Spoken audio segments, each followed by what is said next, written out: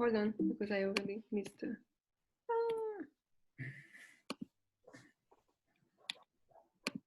Perfect. Well, so hello everyone. Good morning to some and good afternoon to others.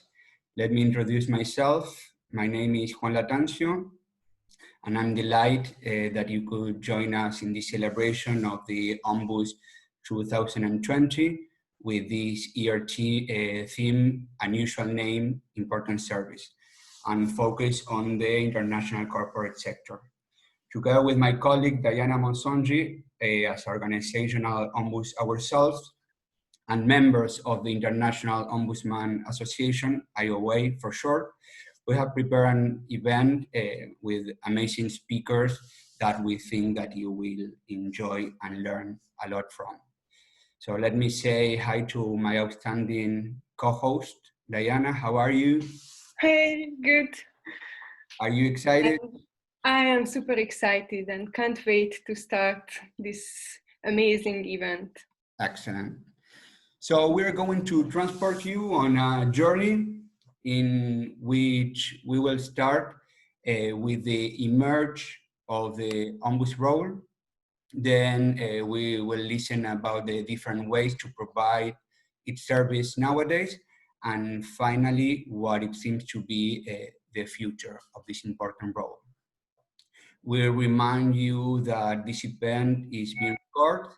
The chat is enabled for you to ask questions that we will read in between panels. And you can, of course, also raise your hand and we will open the microphone for you to ask. So without further delay, it's my pleasure to introduce you to the first panel, Mr. Chuck Alhauer, who will tell us about the origins of the organizational ombuds, and Mrs. Nora that will share with us her experience building an ombuds office from scratch in an important organization as it is the United Nations. So welcome, speakers. Juan, thank you very much. And welcome everyone. I was asked to give a brief overview of the history of the Ombuds role. It wasn't clear why I was asked. It could be because I was just so old, but I think more likely it's just because I've been around for quite a while. As many of you may know, I am not an Ombuds, but as a lawyer, I represented and have dealt with Ombuds for really over 30 years. And in this field, that is a very long time, as I hope you will see by the end of this presentation. I have two disclaimers that I'd like to make before I begin.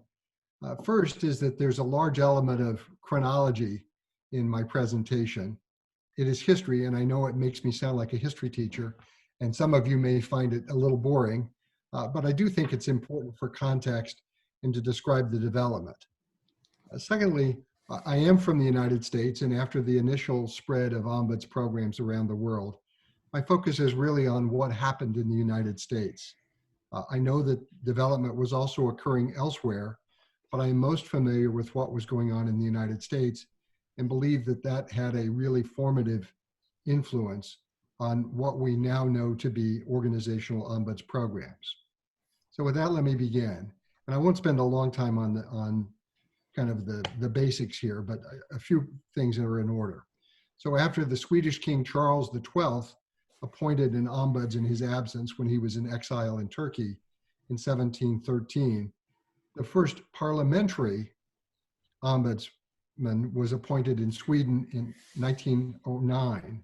And this was a lawyer, a highly esteemed lawyer, who served as an investigator and a prosecutor. And from that, it took over 100 years until 1919 for the idea to expand even in Scandinavia. And in 1919, Finland adopted an ombuds program, a parliamentary ombuds program. Norway adopted one for its military in 1952, and Denmark in 1955. And the Norwegian ombudsman was expanded to a general parliamentary ombudsman in 1962. Beyond Scandinavia, you have the Federal Republic of Germany before unification in 1957, creating a military ombudsman. New Zealand creating a national ombudsman in 1962, and Hawaii created the first state in the United States to create an ombuds program in 1969. And all of these were really in the Scandinavian classical model. All were kind of governmental employees, all had maybe less of the prosecutorial role and more of the investigative role, something somewhat akin to an inspector general is commonly thought of today, and many classical ombuds programs. I've said on many occasions that I think the first introduction in the United States began through a law review article by a very prominent law review professor, Kenneth Culp Davis, in 1961. And he said he had spent a sabbatical traveling the world, and he really liked the idea of the Scandinavian ombudsman and thought it had great potentiality for our government. And he described the adaptability of this concept with, quote, American ingenuity, which I think really is an ingenuity of people wherever they are. But after this, there were other prominent law professors in the 1960s who wrote books, who publicized the concept, and all of that led to two resolutions being adopted by the American Bar Association in 1969 and 1971, kind of outlining what the essential characteristics were for a classical ombuds program. And after this, the evolution, and that's really the best word for it, the evolution of ombuds programs took off, fueled by the ingenuity that Professor Davis mentioned. But it was really like ombuds programs stumbling around and feeling their way in the dark. They were a mechanism that was looking for a way to respond to perceived needs. And based on my research, what we now know is the ombuds model emerged from three, maybe really two, but possibly three, separate evolutionary lines that ultimately braided themselves together as organizational ombuds.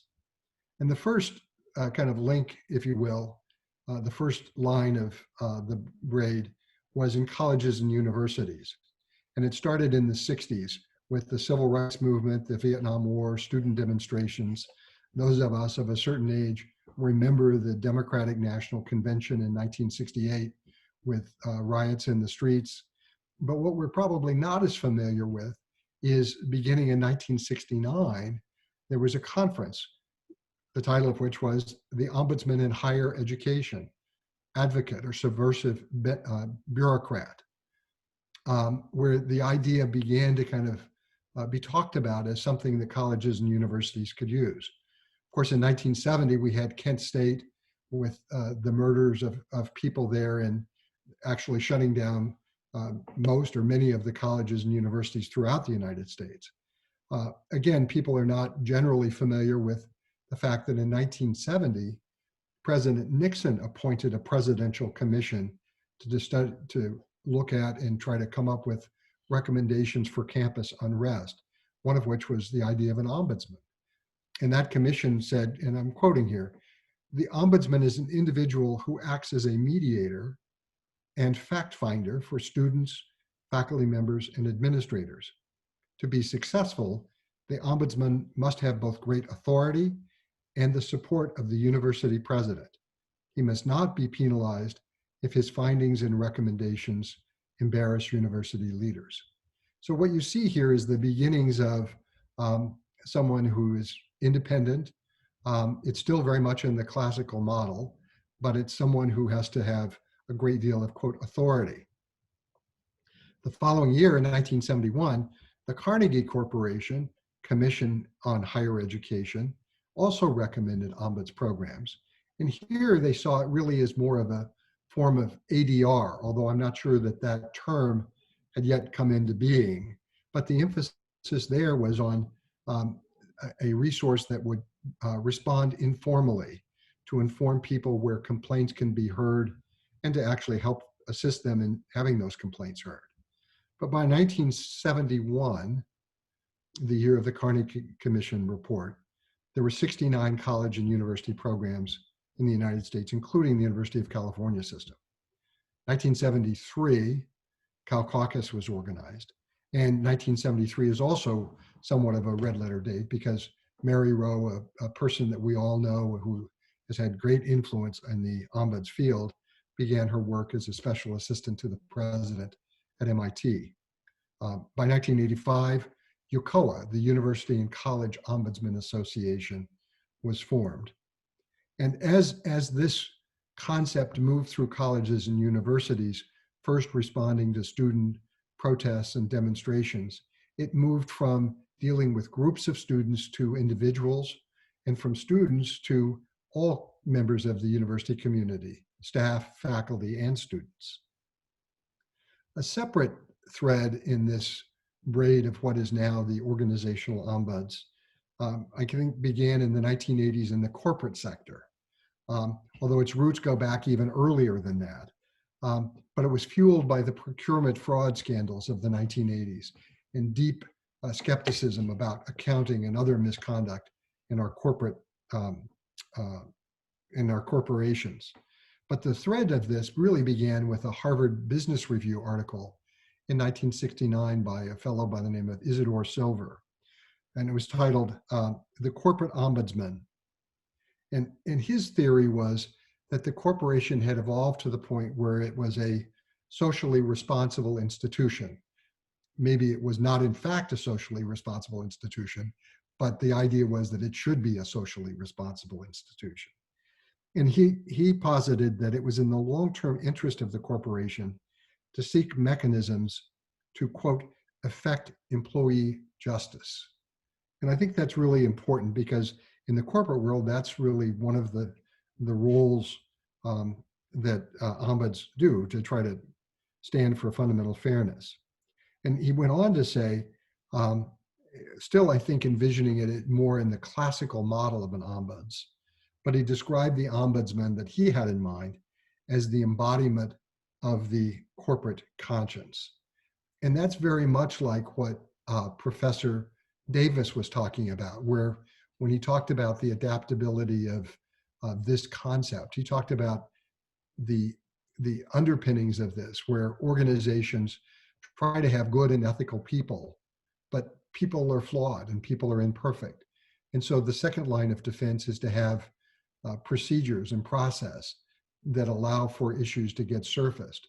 In fact, he even said Americans tend to over-judicialize that, which I think many people around the world would agree with.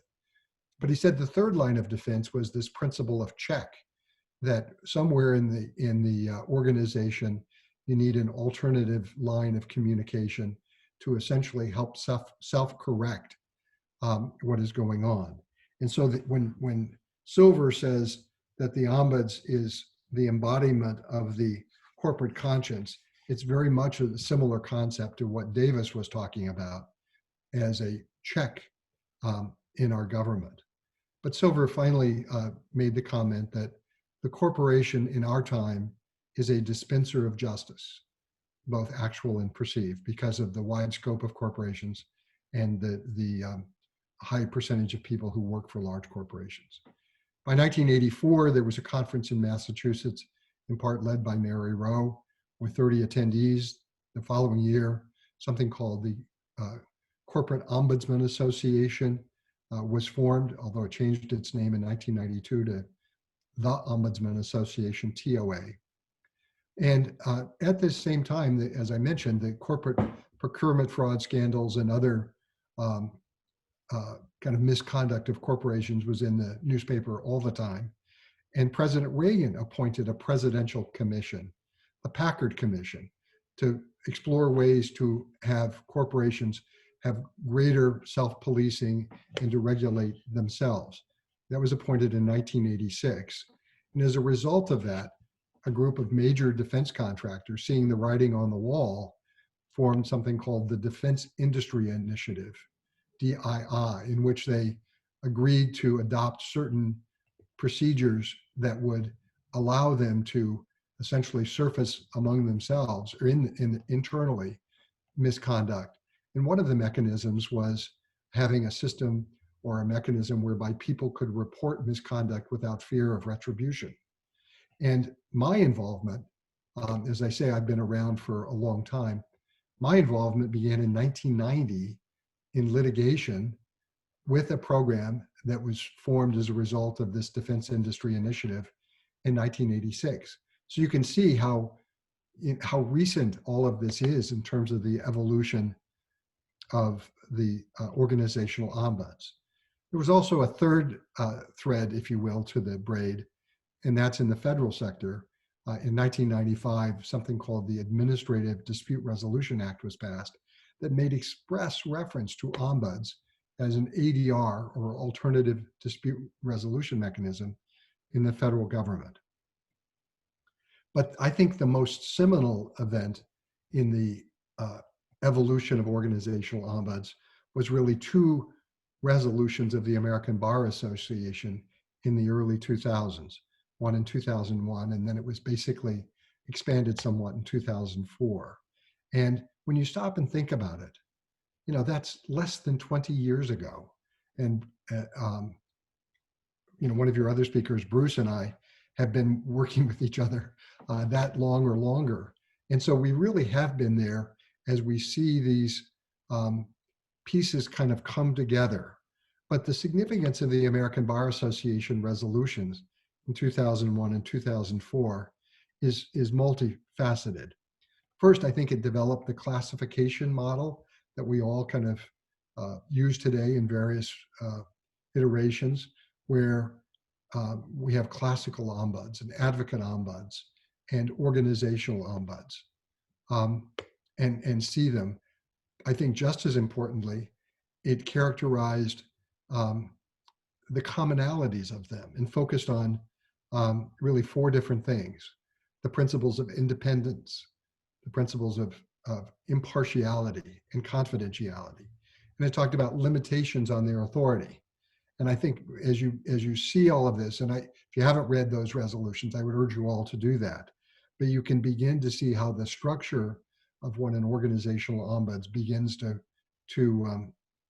conform to these principles. Well, following that kind of burst of activity by the American Bar Association in 2001 and 2004, you have the merger of UCOA, the University and College Ombuds Association, and TOA, the Ombudsman Association, into IOA in 2005. That's just 15 years ago. The larger question, though, in the evolution of the ombuds programs is how to protect confidentiality. And I think most people would say that confidentiality is the defining characteristic of ombuds programs, and certainly organizational ombuds programs. But without a statute, how can you do that? Classical ombuds programs are created by the government, and so the same statute or regulation that creates the program can provide for their confidentiality.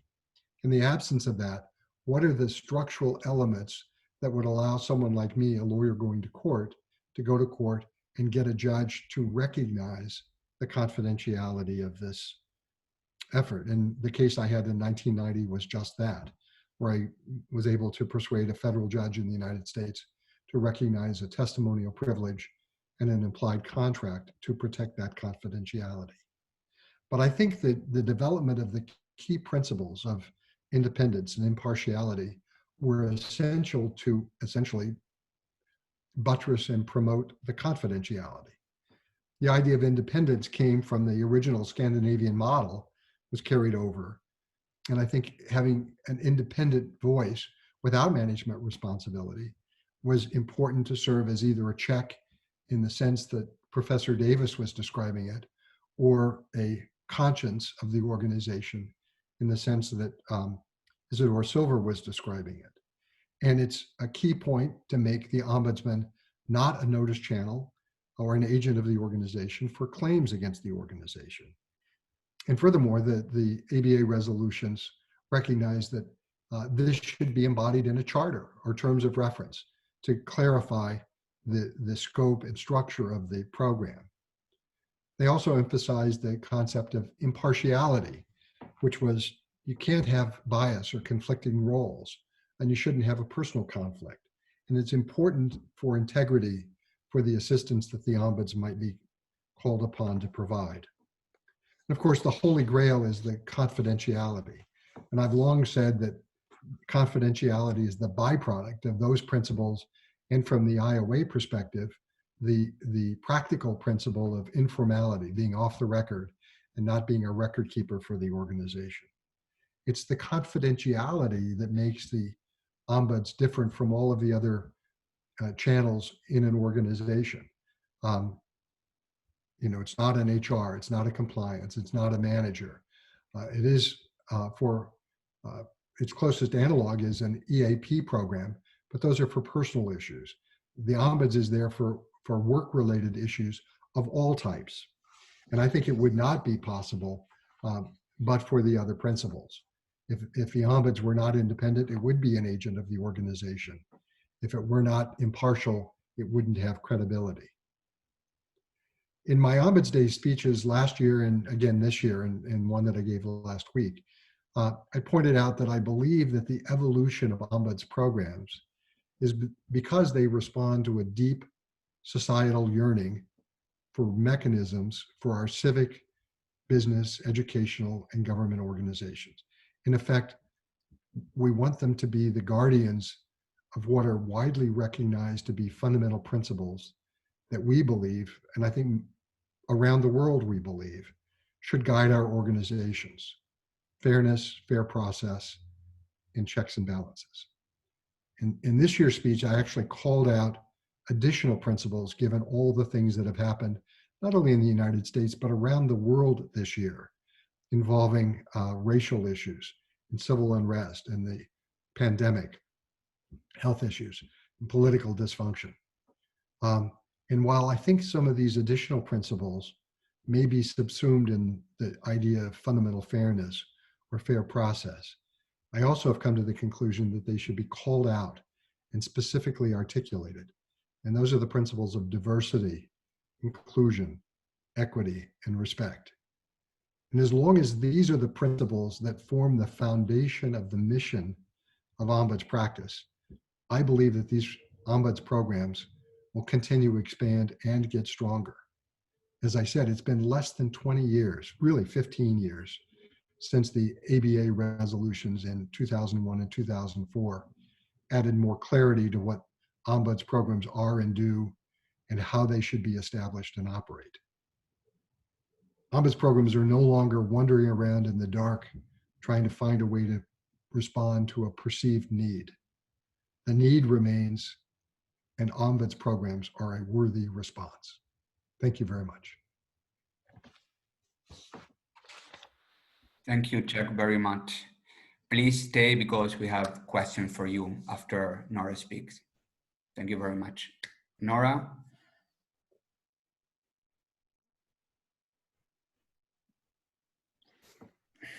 Thank you very much.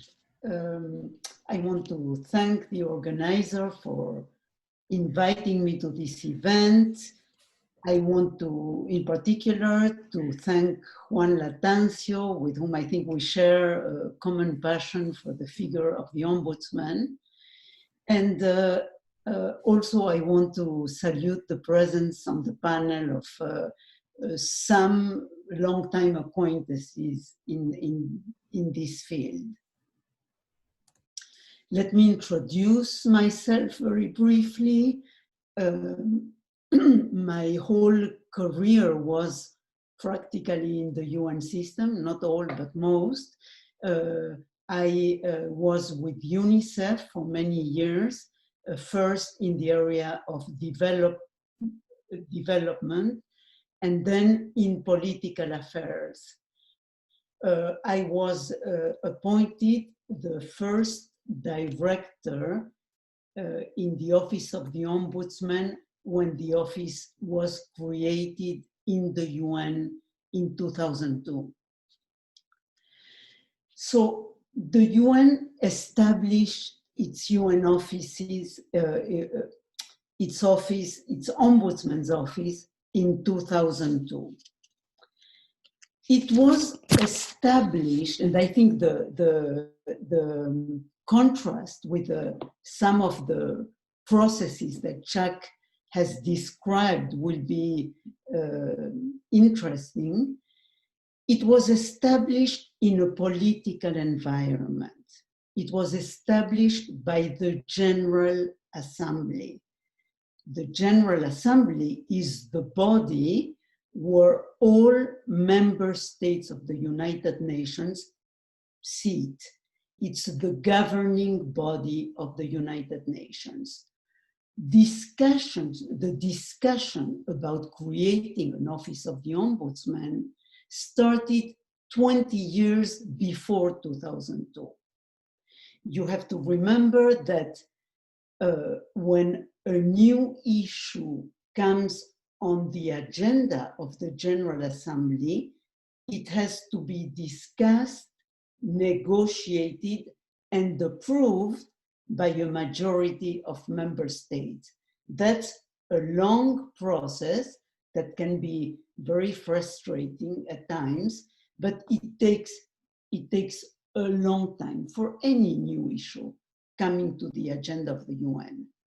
So first, it was a political environment where it was born. Second, the UN, I have to remind you that the UN has its own system of internal justice. Staff working for the UN are not subject to employment laws or employment tribunals or any tribunal with national jurisdictions. So the UN has its own system of justice, its own tribunals with judges appointed by the General Assembly with representativity from all member states. The system of justice, so for the staff working for the UN, there is no other recourse on an employment dispute than this internal system. The system is slow, is overloaded, and has been a source of frustration for staff, for member states. So the creation of the Office of the Ombudsman is rooted in a commitment to provide staff with an alternative that can be more expeditious and flexible. The other source of the creation of the Ombudsman is also that the issue of the managerial excellence issues that did not exist when the UN was created more than 50 years ago became important for the UN and for its secretariat. So how to have staff and managers and the organization function according to parameters of excellency. And so in that context, finally, in 2002, the General Assembly approved the creation of the Ombudsman's Office. The model it chose is the institutional ombudsman that Chuck has described quite at length and very well, an independent setup, neutral, impartial, confidential, without decision power, and without investigative capacities. The purpose of this setup was to address employment-related conflicts, finding fair solutions.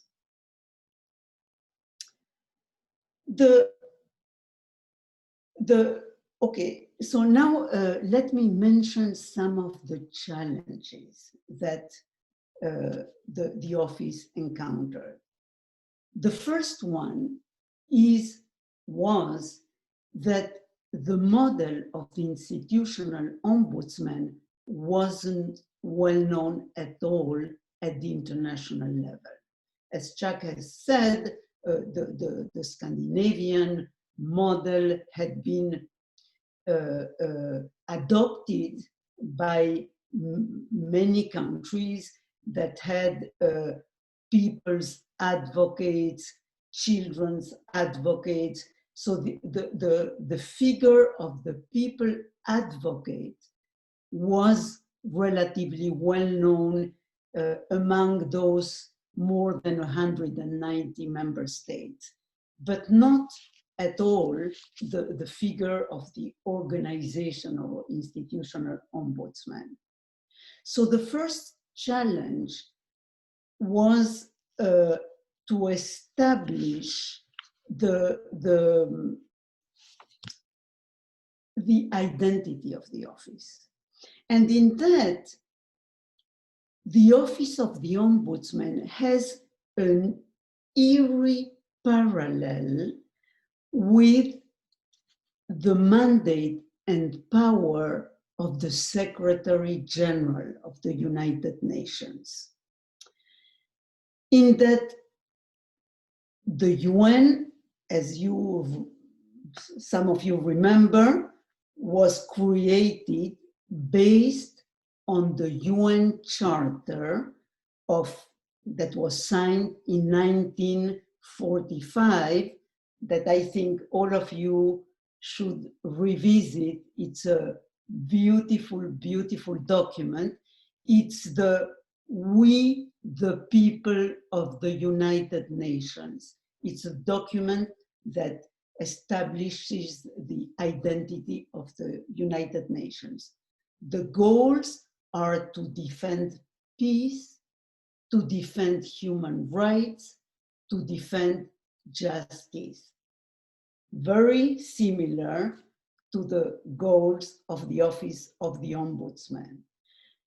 Now, the United Nations, the Secretary General of the United Nations doesn't have power to enforce any measure. So both the Secretary General and the Office of the Ombudsman both can promote and facilitate consensus. They can ensure compliance with rules and regulations. They can facilitate mediation. And in a way, the utility of both setups reside in the quality for which they are probably most often criticized, which is their neutrality. So the office established its identity based on this identity of the UN at large.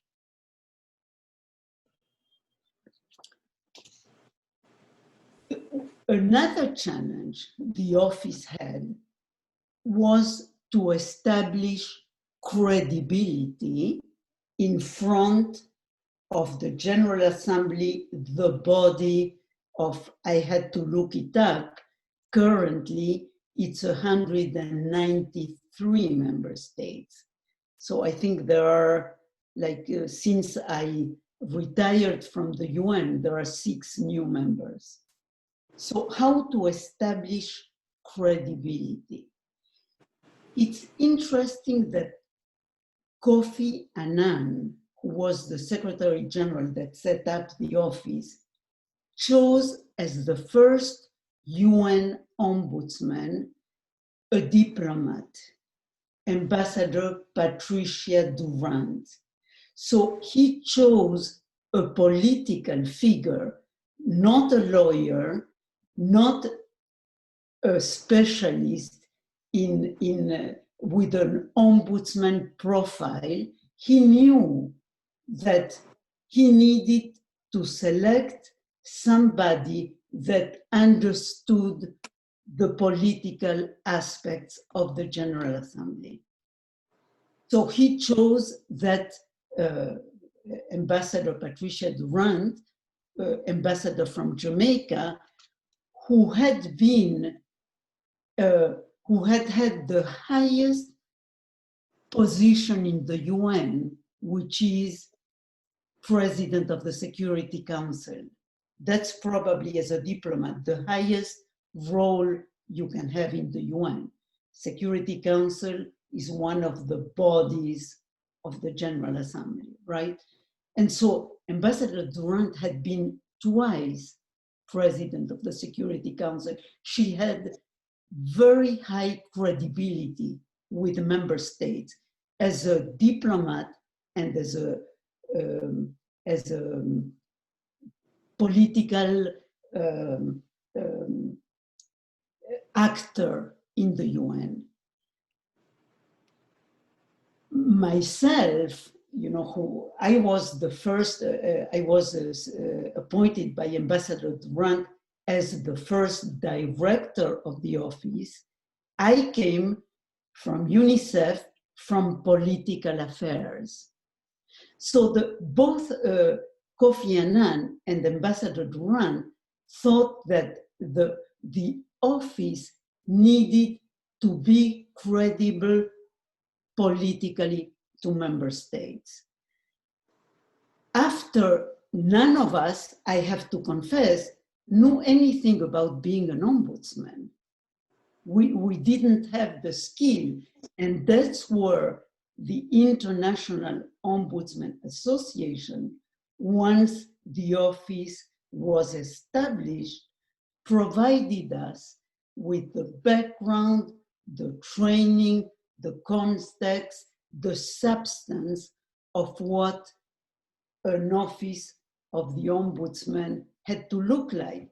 When Ambassador Durant approached me, you know, for the position of director, I told her, you know, I don't know anything about being an ombudsman. I don't know what an ombudsman is.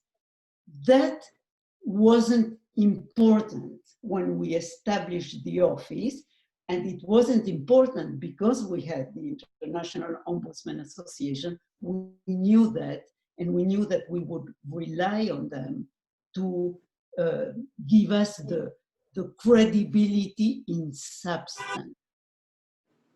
Once we had the credibility, the political credibility vis-a-vis the UN.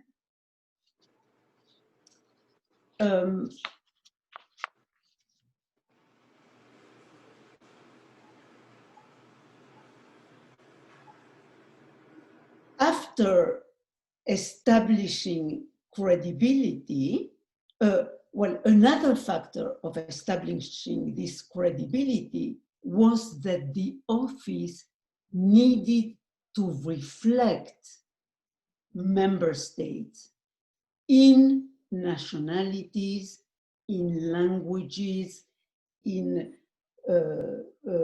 race, in all the differences among the 193 member states.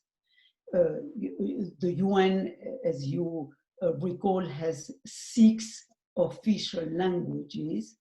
So we needed to establish an office with all the languages and the political, the regional diversity that would reflect the diversity of the General Assembly.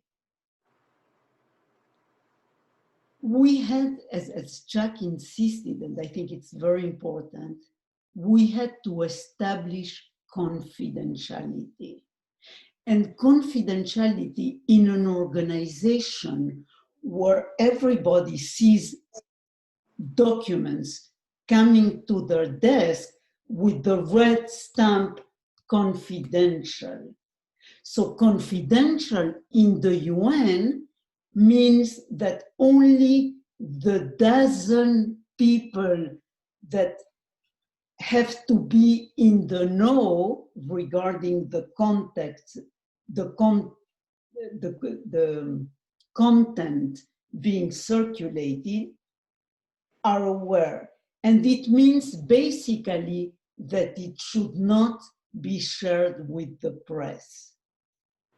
The concept of confidentiality for the Office of the Ombudsman was tremendously important to establish, because you have to recall that the people working at the UN, are spread all over, and they are coming from all over. Headquarters are in New York, headquarters of the UN Secretariat. People join the headquarters secretariat with a special visa, a G4 visa, that allows them to settle in New York with their families.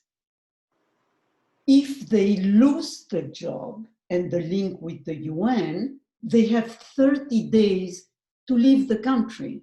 They cannot stay, they become illegal.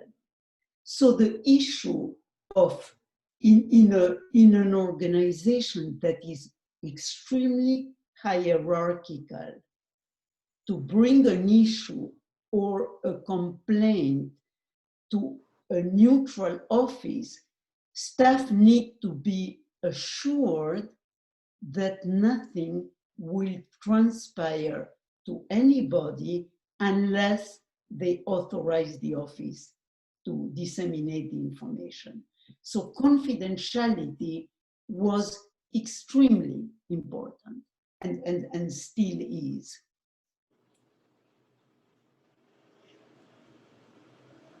The next important thing to establish was the neutrality.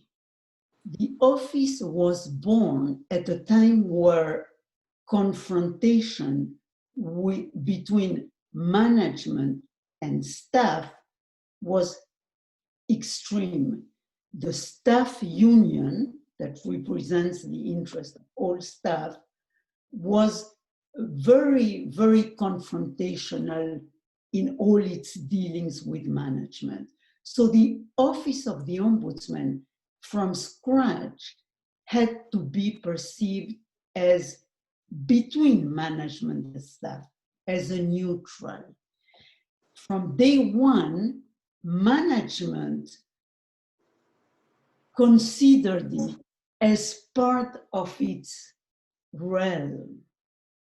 And the struggle from day one was to mark the independence of the office. The independence had to be projected geographically, even within New York, to refuse the offices, the beautiful offices that were offered to us sitting next to the head of management or to the right of the head of management, and taking offices far away from all internal authority and where people could feel at ease to come and seek the services of the ombudsman. That established like a blueprint for when the office expanded with regional offices, but that came later. The other issue to establish credibility with member states was that the office was born in New York, in the United States, in the UN headquarters. Member states are very sensitive, especially member states from what is called the South vis-a-vis the North, are very sensitive to their offices and their nationals having equal access and being near the facilities that the UN offers. So from day one, in spite of the fact that a lot of resources were involved in creating regional offices and sub-offices, the ombudsman had the support of the big bloc in the UN that is composed by member states from the South. So relatively quickly, regional offices could be established in Nairobi, in Bangkok, in Santiago, also in Geneva and Vienna, but with sub-offices in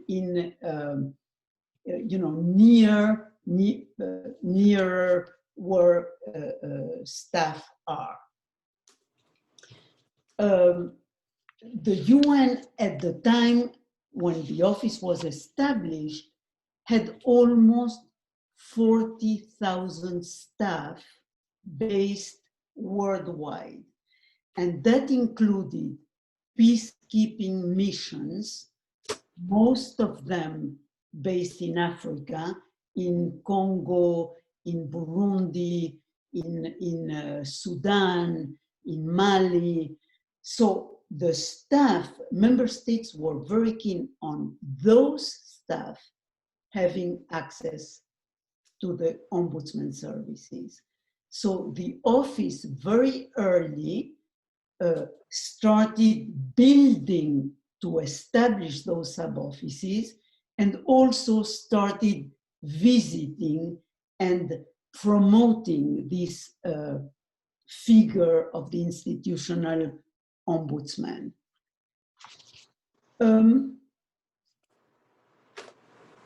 The office was, some of the initial successes, okay, were the consistency in immediate response. So very quickly, we had lines, all the technological aspects and the languages in the office for anyone to be able to access. And that is a concern that is valid until today. I mean, the Office of the Ombudsman that still exists is very, very attentive to maintaining this reflection of what the member states represent. Another, I would say, interesting trait of the Ombudsman's office that we had not foreseen is that the UN, some of you might be aware, was created in 1945, immediately after the war, and based on the model of the British Army. So the structure is a structure based on a military organization. We have officers, we have focal points, and so it's a very hierarchical organization. The ombudsman's position was created at a very, very senior level, an assistant secretary general, right below the secretary general's position, extremely high. Anyone in the UN, if you were a driver in a peacekeeping mission, you could access a UN official at that level. That does not exist in the UN. It's like in an army, I imagine, I don't know much, but I imagine for a driver in a regiment somewhere to sit for 1 hour with the general doesn't exist, it's unheard of. In the UN, the ombudsman was accessible to anyone. So right there, it it cut across one of the founding principles that nobody ever discusses, which is the hierarchy in the organization. Because the office was successful in establishing credibility as sensitive to political dimensions, as a confidential setup, it did become a neutral bystander that very quickly could intervene in time-established practices. One of the first actions that the office took, as an example, was retirees. You know, the UN has very strict security steps if you want to enter any UN facility. As a staff, you have a badge, a UN badge, that allows you immediate access. As soon as you retired from the organization, the retiree badge banned you from accessing the facilities unless you went through all the very cumbersome processes. So for, you know, the features like that were, you know, long established in the UN were revisited by the Ombudsman with the credibility it established to fulfill one of its key features, which was on the one hand, service staff coming with employment-related grievances, and also establish a dialogue with the organization at all levels to revisit practices that were considered either discriminatory or not fair. Another example was in order to apply for a position in the UN, you know, there is a system online, and it goes to nationality with a banner with all nationalities. You know, it's a political organization, your nationality is important. Some people don't have nationalities. They don't have you know, they are either from rogue countries or, you know, territories. So they were not on the banner. So to establish a way for people who were not from any of those countries to access on an equal basis with everybody else. That same, in order to apply to the UN, also you have to fill, you know, information on yourself, your name, where were you born, your weight, how much you weigh, you know. And so people used to come to the office of the Ombudsman saying, how is that relevant if you apply to a position, how much you weigh? So those things were, you know, tackled by the Ombudsman. I mean, this is anecdotal, but very early on.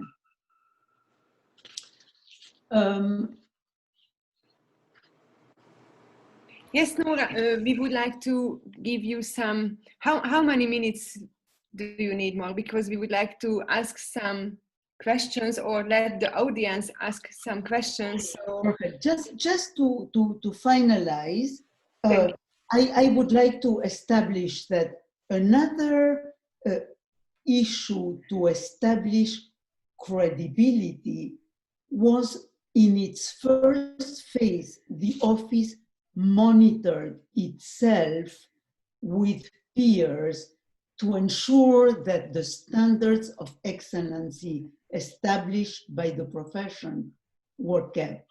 Again, in that, the International Ombudsman Association was of great help. Okay, so I will finish here and we'll be very happy to take questions. Thank you. Perfect, thank you. So let's see if we have questions first from the chat, if anybody wants to make a question or raise their hand. No, well, maybe we can ask instead. I don't know, Diana, if you want to ask. If not, I have a question. Yeah, you can ask. Okay. So, Nora, what you tell us was amazing. It seemed like a lot of work, but it paid off, luckily. So you mentioned different situations that it was very important for you to achieve it, like, and you mentioned, and I think it's important for every ombuds, the alliances. You know, like, for example, you say that the office needed like a political perspective, but also specific knowledge on ombuds, so that alliance with IOA was exactly what the office was needed for. So the question is, of what you mentioned, what do you think it was the major resistance that you got from the UN? That they say this is not doable, and that you have, because of something that you really have to struggle with it.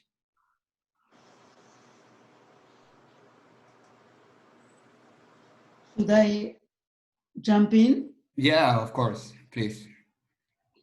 The major resistance, I would say one of the biggest challenges in an organization, in the United Nations, which has a budget, and the budget that, by the way, nowadays is extremely in a critical retraction, Right. is how do you measure impact? And the Office of the Ombudsman reports to the General Assembly. The General Assembly approves the budget, and it needs to know how the Office of the Ombudsman is cost effective, to put it somewhere. Right. And it was a big struggle to establish how does it, can the office prove it's cost effective. In the first phase, one of the things we looked at was if there were less cases going to the formal system of justice, because the ombudsman system continues to be parallel to the formal system, where staff can file a complaint that goes through the process. It wasn't clear that the creation of the Ombudsman's office had an impact in diminishing the number of cases going to the formal system. So how to measure impact? We measured by number of people coming to the office, by number of cases with successful resolution. But I think that was an issue that I know the many other ombudsman's offices struggled with, and I'm not sure it was quite definitely resolved. Correct. So we have some messages from the chat. So someone that I cannot see his or she or her name said, "Wonderful to see you again, Nora. I was recruited as the first regional ombudsman for peacekeeping missions in region Sudan, serving 6 missions in the region. Now I am the ombudsman for WFP. Then is Gabrielle Clark. Yes, of course. Hi. And then we have a question from Bill Cohn that says, how many ombuds are there in the UN Ombuds Office? Just her or other as well? If you happen to know how many offices are nowadays in the UN. Well, I don't know if I mentioned that I retired from the UN in 2010. So I'm not sure, I'm not the best person to know that. I know that there is a very important network of regional offices, Geneva, Vienna, Nairobi, Santiago, Uganda, and maybe 5 or 6 regional offices. But I'm not the best person to answer that right now. Yeah. That's perfect. The office has grown tremendously. A lot since, yeah. Tremendously. And it has developed a mediation office. Mediation at the beginning, when we established the office, we had a lot of difficulties establishing a credible mediation setup.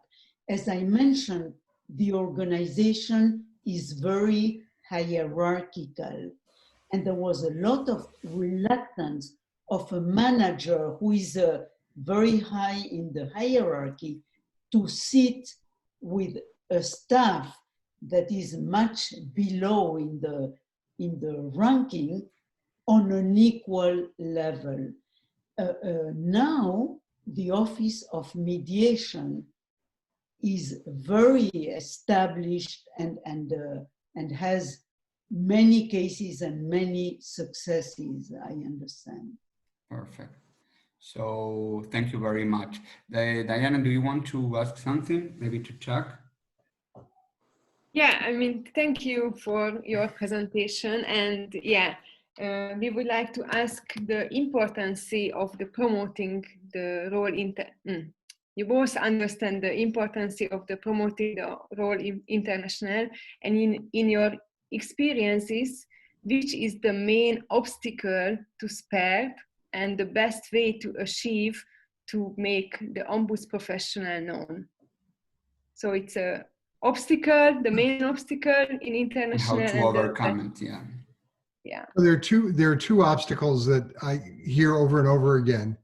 One is the fear of legal liability on behalf of the organization, that the ombuds gets the same paycheck as everybody else in the organization. Yes, you have a charter, but aren't they still an employee? And if they know something that senior leaders don't know, isn't that going to create liability for them?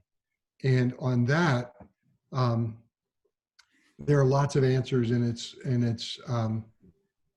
still. I mean, I had a discussion with an organization yesterday where I was describing that there is no certainty on anything in life.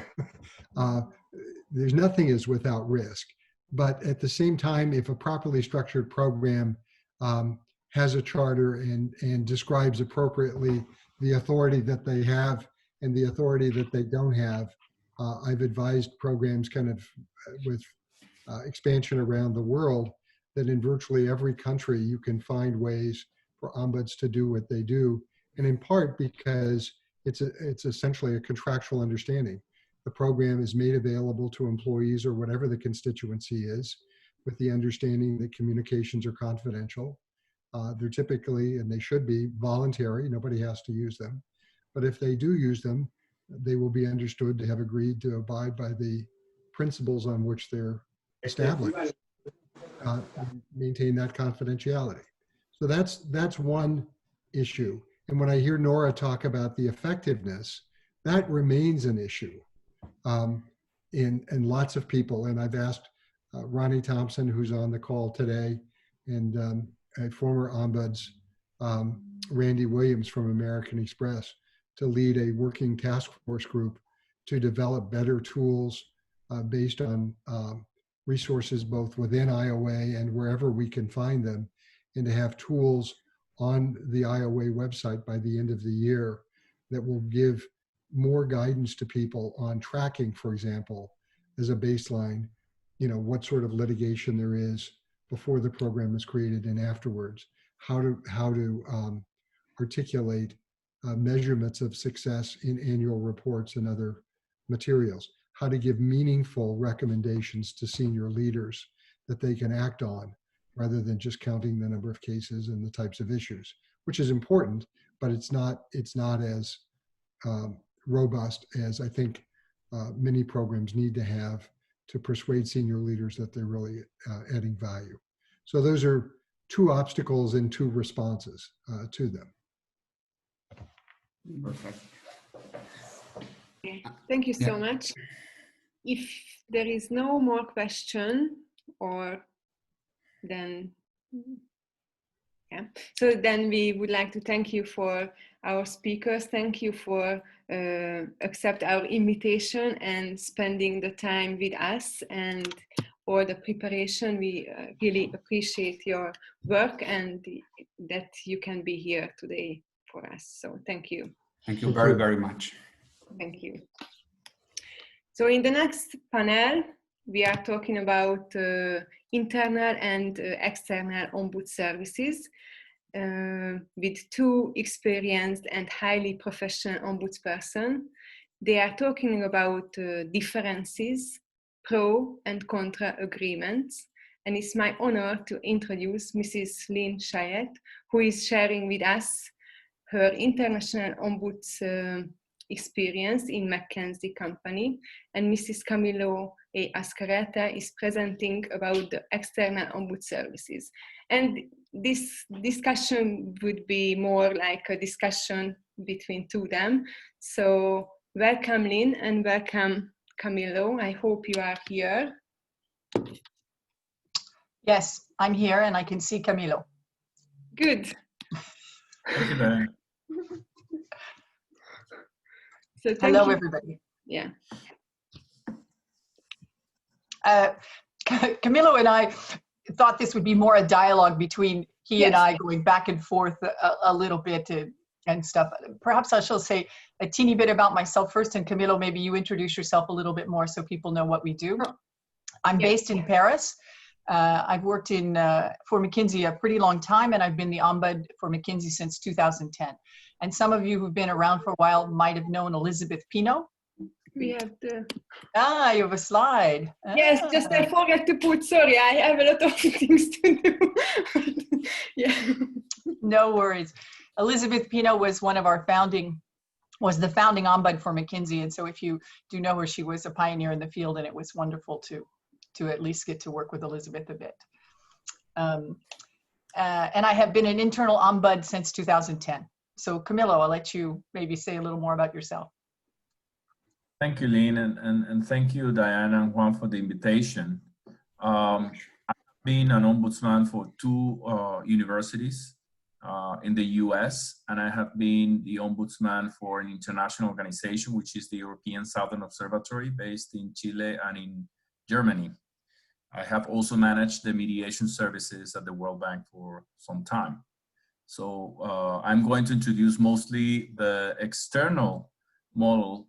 Even though I have limited experience as an external, I have created offices for international organizations, one in particular for the Global Green Growth Institute a couple of years ago. And and I'm a big fan of the external model, and we'll talk more about that. So when Camilla and I were talking, we were thinking, there's great advantages to many things when you have internal ombuds, and there are disadvantages. So we thought we'd just go back and forth on advantages. And so one of the first things we talked about is when you're an internal ombud and you hire internally, so you pick somebody in the organization who understands the organization, there is an advantage, as you guys can all guess, of having a large network, generally, of knowing the functions and the processes of your particular organization, such as recruitment or evaluations or hiring or dismissal, salaries. Those kinds of processes are pretty important for ombuds to understand. But a disadvantage can also be that an internal ombud could be accused of not being independent or being too close to some particular person, or in a camp or something like that. So there can be those kinds of things. I think what Chuck was talking about earlier, we truly believe is very important for internal ombuds, which was having a charter, making sure that there is a charter that is set up and that the organization has agreed with it, the leadership has agreed, the ombuds know what they're doing, what they can do and what they can't do. Really similar to what Chuck was just talking about. Camilo, what do you think about hiring when you're an external ombud? Well, the hiring of an external ombuds is sometimes necessary for organizations that do not have the size. Such was the case with Green Growth Institute. When you don't have, my number is always 1,000 people being served. So if you have less than 1,000 people, I mean, you may not have a need for a full-time person, which means that you will not have a need for an internal person under a contract that is kind of a full-time employee. So having hiring an external ombudsman is a great opportunity for those organizations that, due to size or to financial resources, do not have the resources and the capacity actually for a full-time person. Now, our profession, I believe, has been growing mostly with the internal model. So I don't have the numbers, but I would be surprised if more than 90% of ombudsmen are not internally full-time people, at least one of them. But that leaves out a lot of people, a lot of organizations. And I think that we should look closely into this, into finding ways of promoting a joint or external ombuds model for the growth of the profession. So the main issue, of course, is cost for many of these organizations. They may have the willingness, they may even have the size, but the cost is also important. Having an external ombudsman may address this problem for them. I know that Bruce, for instance, who is here with us, has been an external ombudsman for organizations.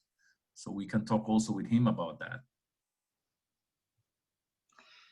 One of the things we were thinking too is that when you work for an organization and an organization can hire somebody from the outside to be their internal ombud, in a sense, and this has certainly happened in plenty of organizations in which, people change places and they move to different universities or different companies. And one of the things that's a great advantage of that is that this person truly can seem independent. They do not don't have an internal network. They don't necessarily know the leadership. And so they are bringing true independence, which is obviously one of our ethics.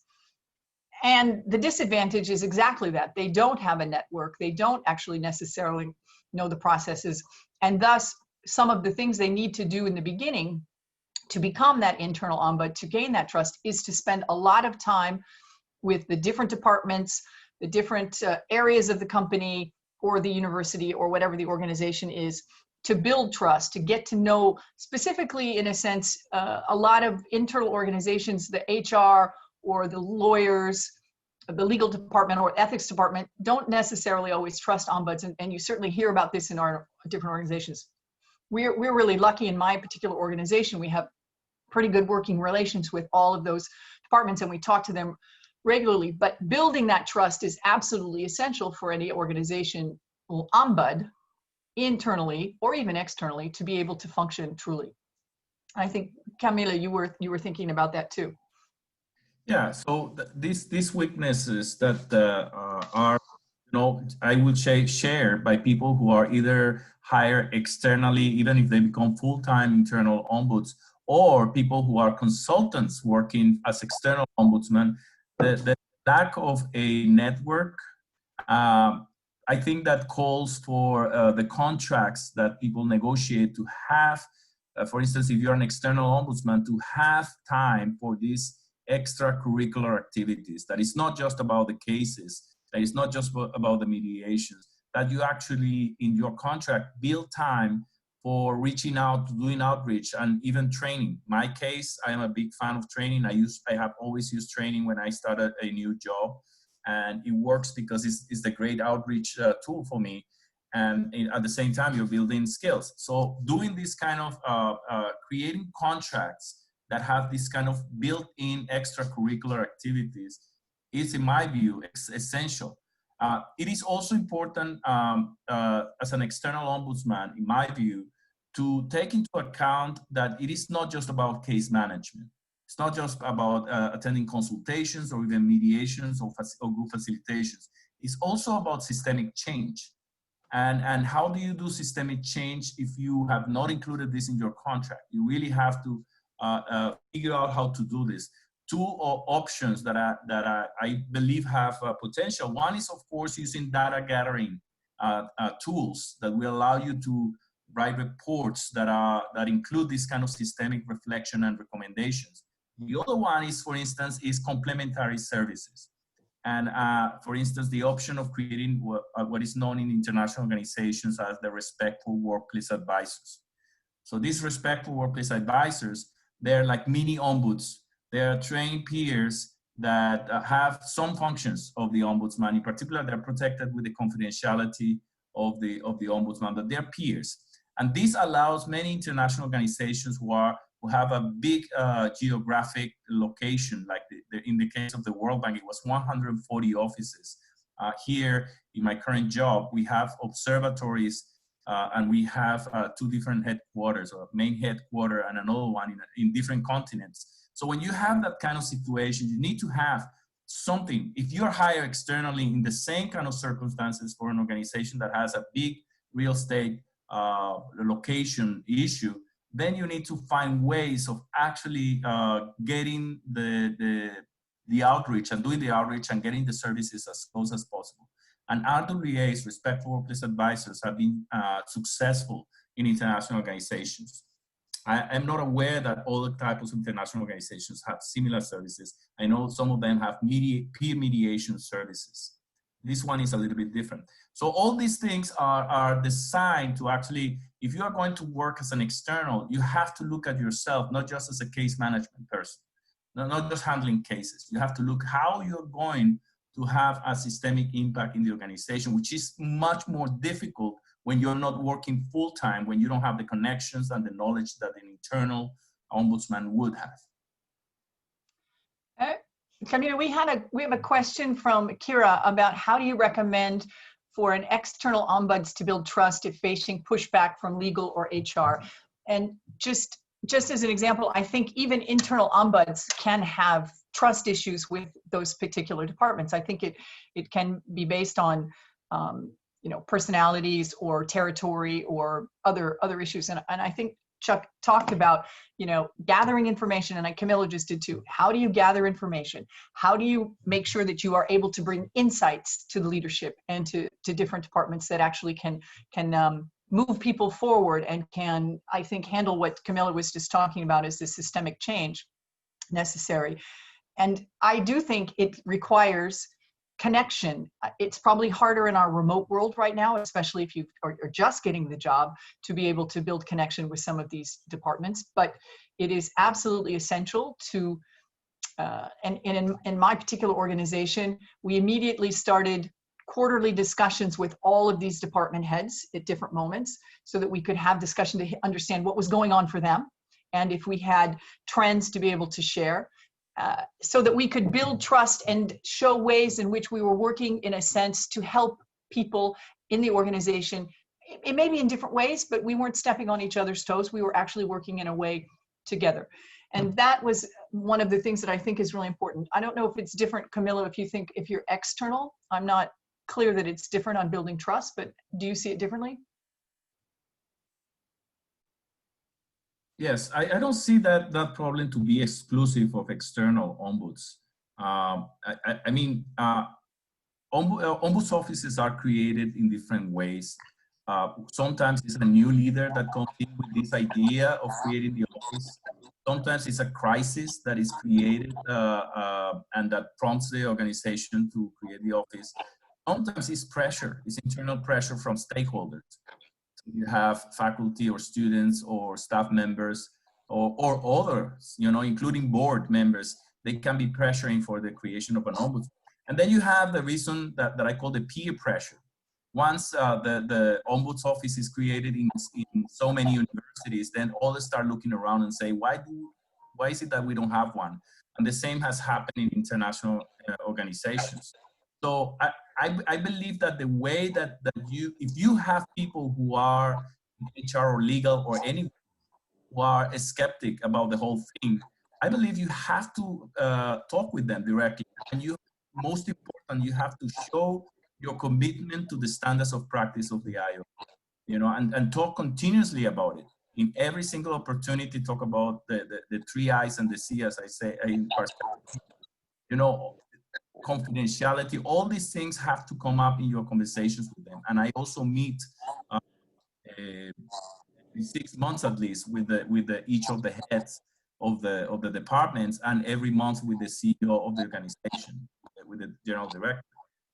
So there's a question about whether in the chat whether external ombuds can report to the board.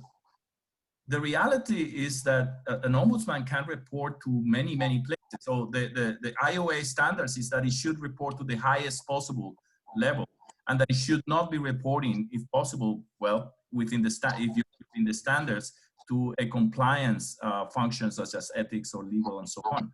But other than that, most of the models are you report directly to the director or to the provost in many universities. Now, can you report to the board? Of course you could. You know, in my case, I don't report to the board. I have a 5-year contract that is fixed, and they cannot fire me unless I commit a very bad, I do something really bad. But other than that, you know, it is a reporting line that it is almost ad hoc in many situations, and most common being the director of the organization, the executive director. I think you brought up an important point that might be a slight difference, and I don't know if this is true for all, but as an internal ombud, we don't have a term limit in the particular organization that I work, and there are plenty of organizations that don't necessarily have term limits for their internal ombuds. Now, that can end because of an evaluation, that can end because the company goes bankrupt or something like that. I mean, we've certainly seen several ombud offices close because for different reasons. So those can happen, but I think that we, as internal ombuds, often do not have the same kind of contract term limits. And I think Gabrielle is asking also, how do you get access to different platforms? I'm not sure if you're talking about different departments, Gabrielle, or I don't exactly know what you mean by platforms, but I know certainly in what I do, I just set up the calls. I just set up calls to introduce myself, to talk to them, and then we just set up regular calls. And I can imagine as an external ombud, you would just set up the connections. But I don't exactly know what you mean by platforms.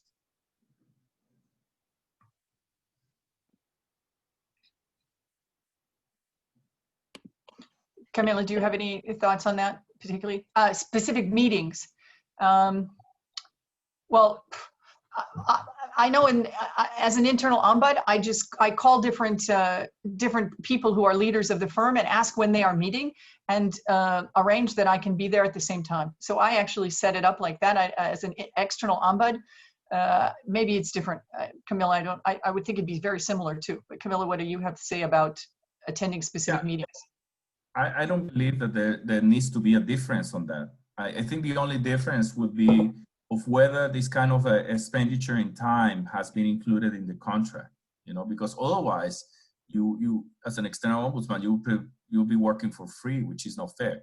So I do believe that we need to have some kind of a conversation. I'm not aware if that has happened, of how do you actually provide for a higher level of security, because that's the argument that people have for internal ombudsman. how do you actually create a higher level of security for contractors who are acting as ombudsmen? You know, who may be in a situation that is not as firm as being an internal staff member.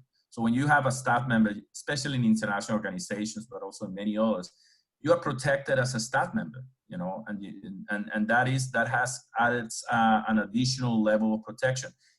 As a consultant, you're not as protected, and that's very much the case in international organizations, where people can be let go very easily as a consultant as opposed to as an internal person.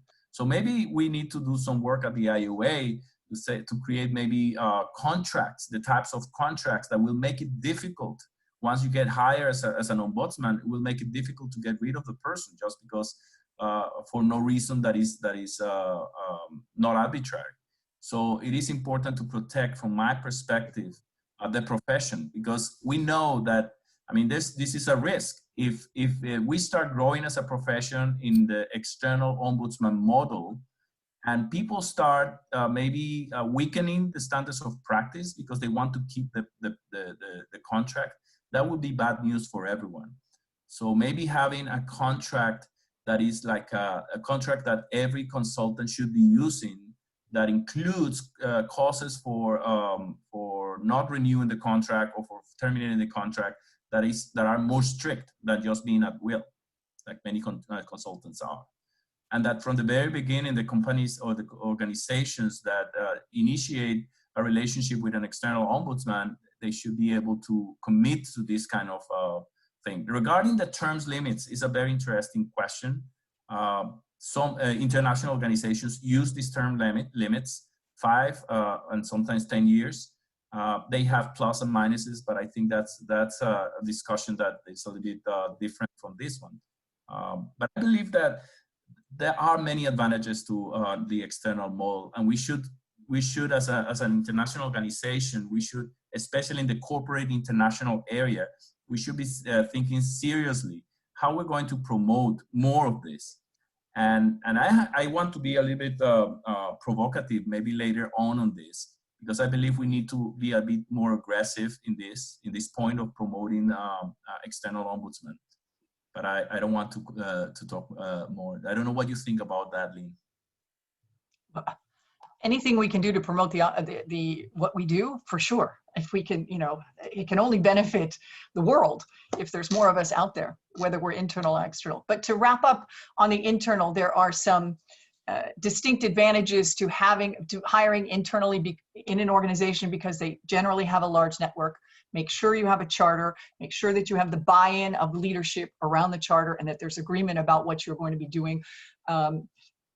Use the statement always, and I think, as Camilo was saying earlier, make sure that you reach out as much as possible to the different heads of an organization to know what's going on, and to create a relationship, and also to help build trust for when you need to raise systemic issues and create change.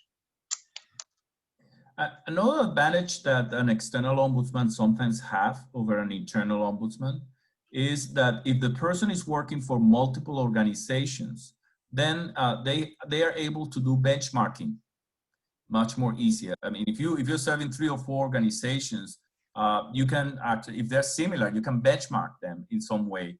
So that, instead of being just in one organization and looking just at one picture, you're looking at several of them, and that can be helpful in that respect. So that's another plus. The provocation that I was talking about earlier was the realization that in some parts of the world, internationally, I don't believe that the ombuds profession is going to grow internationally with some kind of legislative mandate to do that.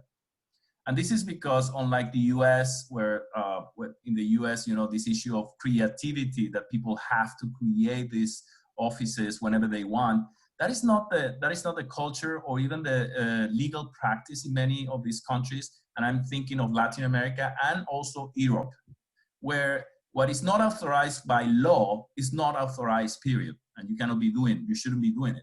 And I experienced that when I was living in Europe and in Spain, and I went to people and talk about ombudsman, and they say, so where is the law that authorized me to create an office in my organization? And the answer is, you don't need a law to create that, but not from the point of view. They say, look, this is very, I mean, we're talking about workplace relationship, okay? Labor issues. And in some countries, this is very politically sensitive stuff.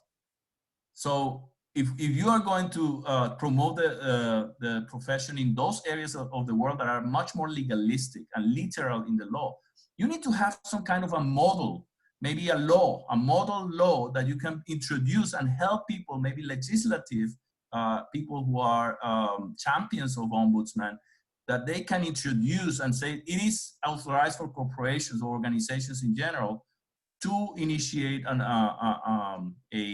ombuds office, an organizational ombuds office. I know this is what happened in mediation. I know that the countries, for instance, that have legislated mediation more by, for instance, saying that mediation, that people should try mediation, should try one mediations service, have much larger growth. That's the example of Italy, for instance. Once they started requiring that parties needed to go to the first mediation session, and only then they could walk away from that. That is what took off mediation in Italy, and their efforts by some of our colleagues to actually include that kind of mentality in other areas of Europe. You know, by using the opt-out model, that's how it's called. You opt out of mediation instead of you having to opt in. But anyway, I think that we need to think in these terms, in terms of the ombuds profession. We need to start looking at the legislative agenda internationally to promote the profession, including external ombudsmen. We have another question from Gabrielle about the hybrid model. If you become a full-time ombudsman, internal ombudsman, but you come from an organization, another organization. Gabrielle, I did talk about that, and I do think that having an experienced ombud move to another organization, there's great advantages. As we talked about, the disadvantages are not having the network and perhaps not understanding the processes of that particular organization. If you're moving to similar organizations, you know, within maybe the United Nations function, that might be easier to understand. Maybe the processes are the same, I don't know. But in corporations, processes differ quite a lot from organization to organization, and understanding that takes a little bit of time. So it's just how much time are you willing to put in? How well is your charter? How well are you building the trust with the different departments or the different leaders of the new organization? So I think it works perfectly well. It just takes a little bit more time. I think we have one more question from Mary Rowe. There's occasionally one more advantage for hiring part-time from outside the organization, and that is to provide special skills or diversities that are needed under circumstances such as scientific expertise or particular language, gender, exactly, race. It could include a lot of that, a lot of those things. That's really true. That's really true. Maybe more questions from the group.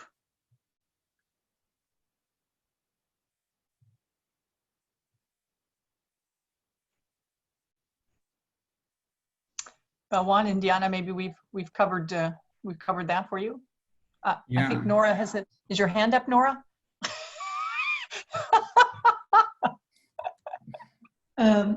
No, I found very interesting this discussion about the legislative ground for establishing the credibility of the offices, because in the UN, as I mentioned, it took 20 years, but once the General Assembly with a resolution, you know, the 193 member states agreed to establish the office of the Ombudsman, then it was ironclad.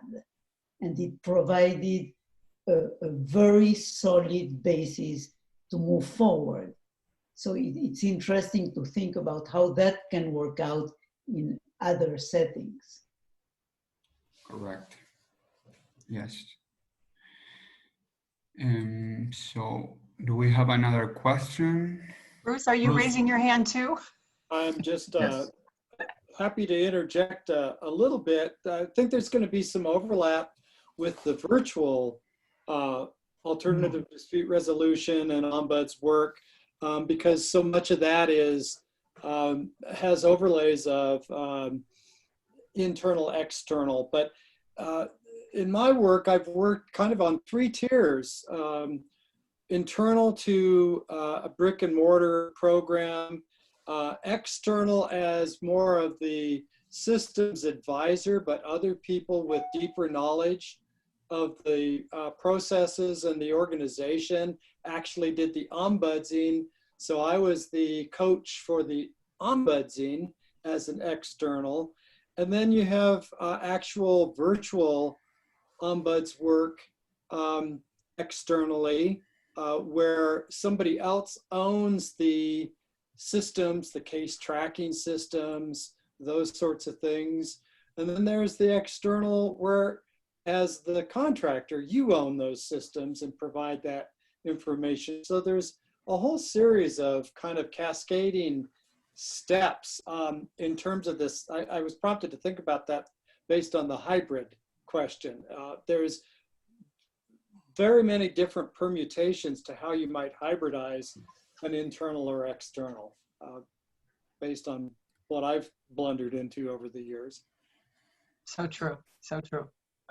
And I would reflect back that the way that you deliver, either externally, internally hire, externally hire, virtual or not, that is not as important as your commitment to the standards of practice. So the standards of practice are like the North Star that you should always follow and deviate from that, regardless how you're doing your job, you know.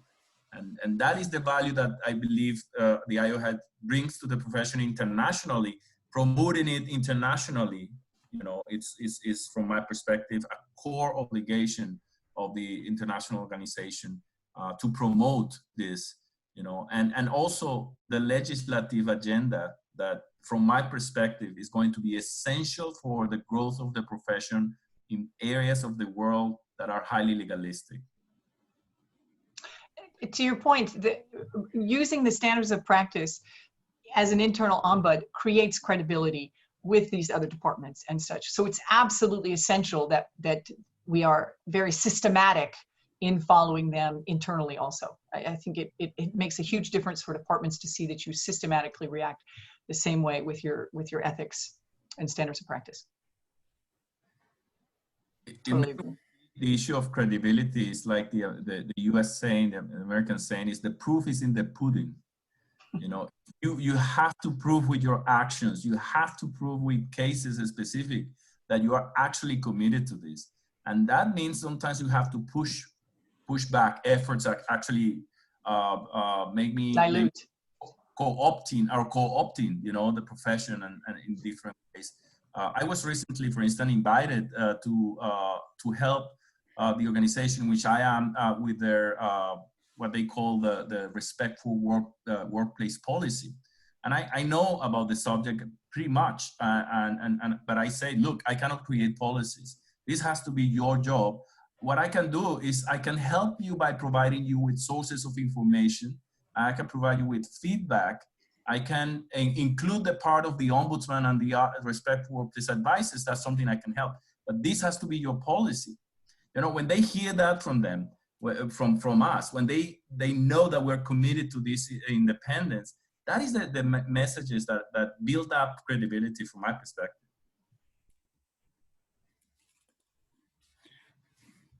Perfect. So thank you very much, Lina and Camilo. We were looking exactly that to show the audience that the Ombuds has even different ways of hiring, both internal and external, and they both have benefits. So thank you very, very much. So well, the next and final panel will take us to the future. We will hear about how the Ombuds is embedded in what is called the future of work and what is its relationship with the new technologies.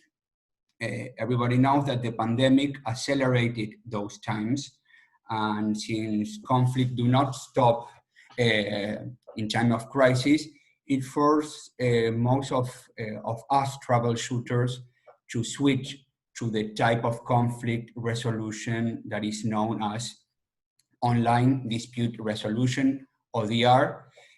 So to talk about these interesting matters, I give you Bruce MacAllister and Alberto Elisavetsky. Welcome. Well, thank you. Alberto? Yes, I'm here. I think I'm going first, no? Okay, Yes, Bruce? absolutely. Okay. I need, please, I would like to share a PowerPoint if you could allow me to share my screen, because I don't have the rights. Hold on. I'm sorry that I didn't tell you, Diana. It's okay. Excellent. And I'll need that eventually too, Diana, just so Okay. just for Give me Oh, one sec. Give me 1 second because I have to find it.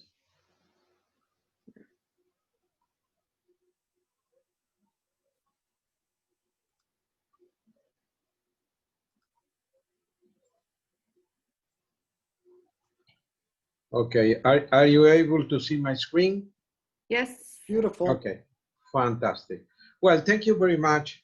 I was listening carefully the previous presentation, and I am not an ombuds expert, and but basically I found a lot of similarities with the conflict that we have talking about alternative dispute resolution or online dispute resolution, trying to get fined to make money, because the idea of building a profession, of building professional alternatives or possibilities, just working in the public area or in the corporate area. But the previous panel was very interesting for me because I'm a CPA, and I was working for a long period of time in US companies in Latin America, and I could understand the terminology and the situation, which could be, for me, all of a sudden, an ombudsman could be similar to an auditor. And you could tell me, no, it's completely different, or it's similar to an ADR expert in the organization.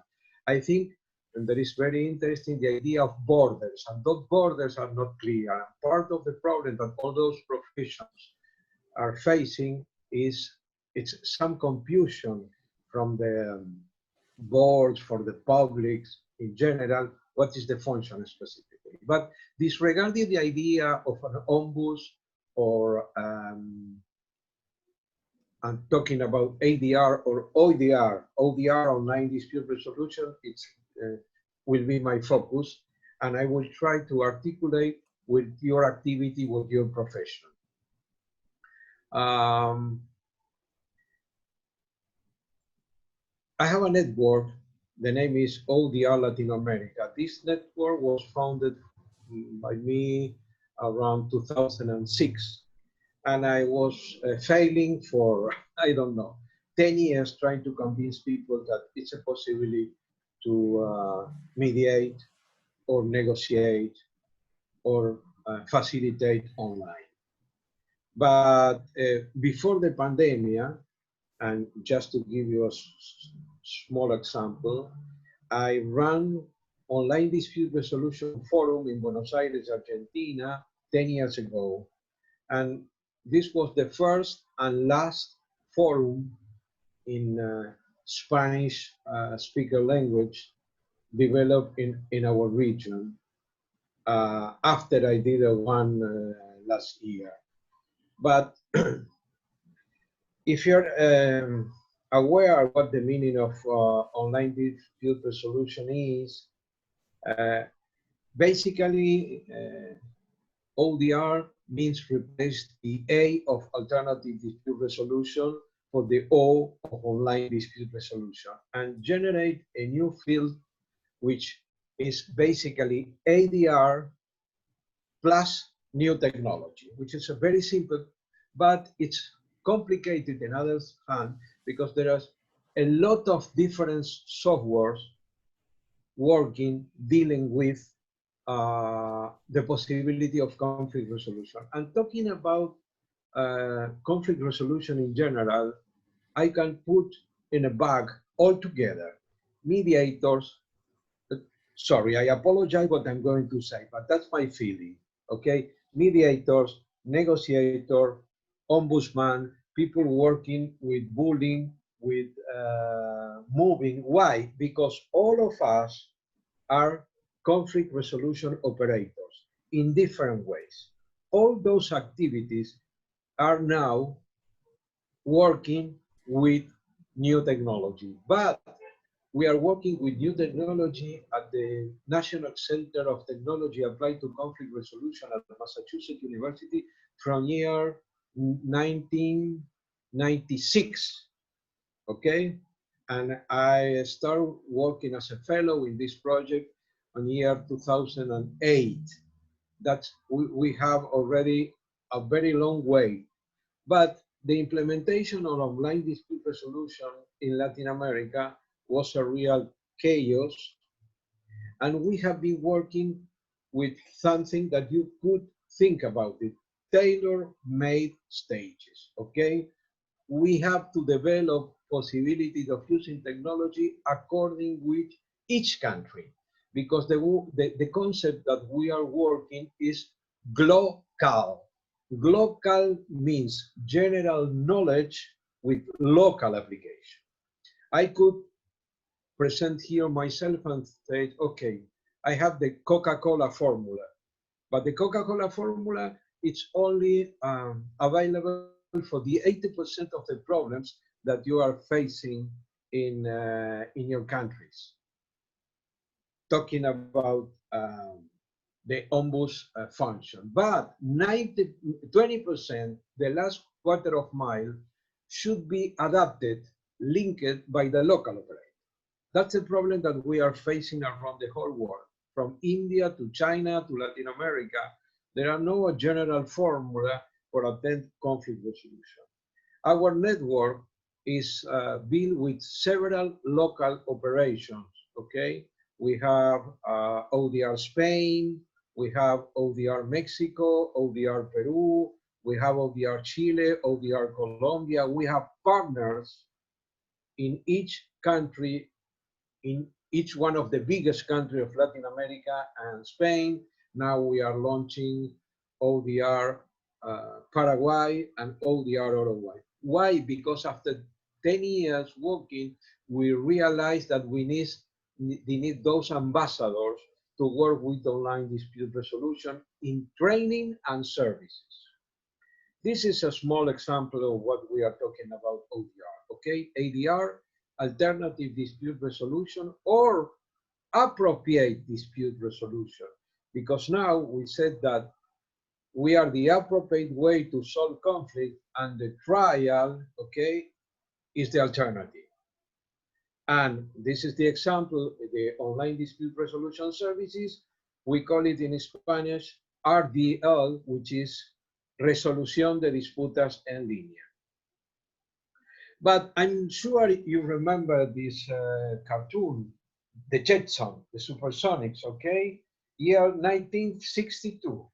We have been talking at that time about classes or conference online, they, Hanna and Barbera, and that's what we are doing now, classes online, okay? Video calling, doctor consulted online, home office. And someone 50 years ago said that this was a possibility, and most of the population didn't pay attention. It was like a joke, like a dream, okay? But, for example, I'm sharing here a newspaper, a publication for year 58 in Pasadena, okay? Mr. Sullivan said at the end of this that the final development of the government will be carried by individual and perhaps as they carry a watch today, and probably will require no dial or equivalent, and if they want to talk, that will be possible, okay? That's why when we are working in a disruptive issues, we have to pay attention that people was advising about this. And two or three important issues for the online dispute resolution and an ombuds activity if you are planning to include this in your regular practice. First of all, you need training. It's impossible it's necessary to learn more than we know now about technology. We have to be expert-friendly users. Expert-friendly users. It's not enough with being a friendly user to be a professional working with ODR. Why? Because now we are living, okay, surrounded by the GAFA wars. What's the GAFA war?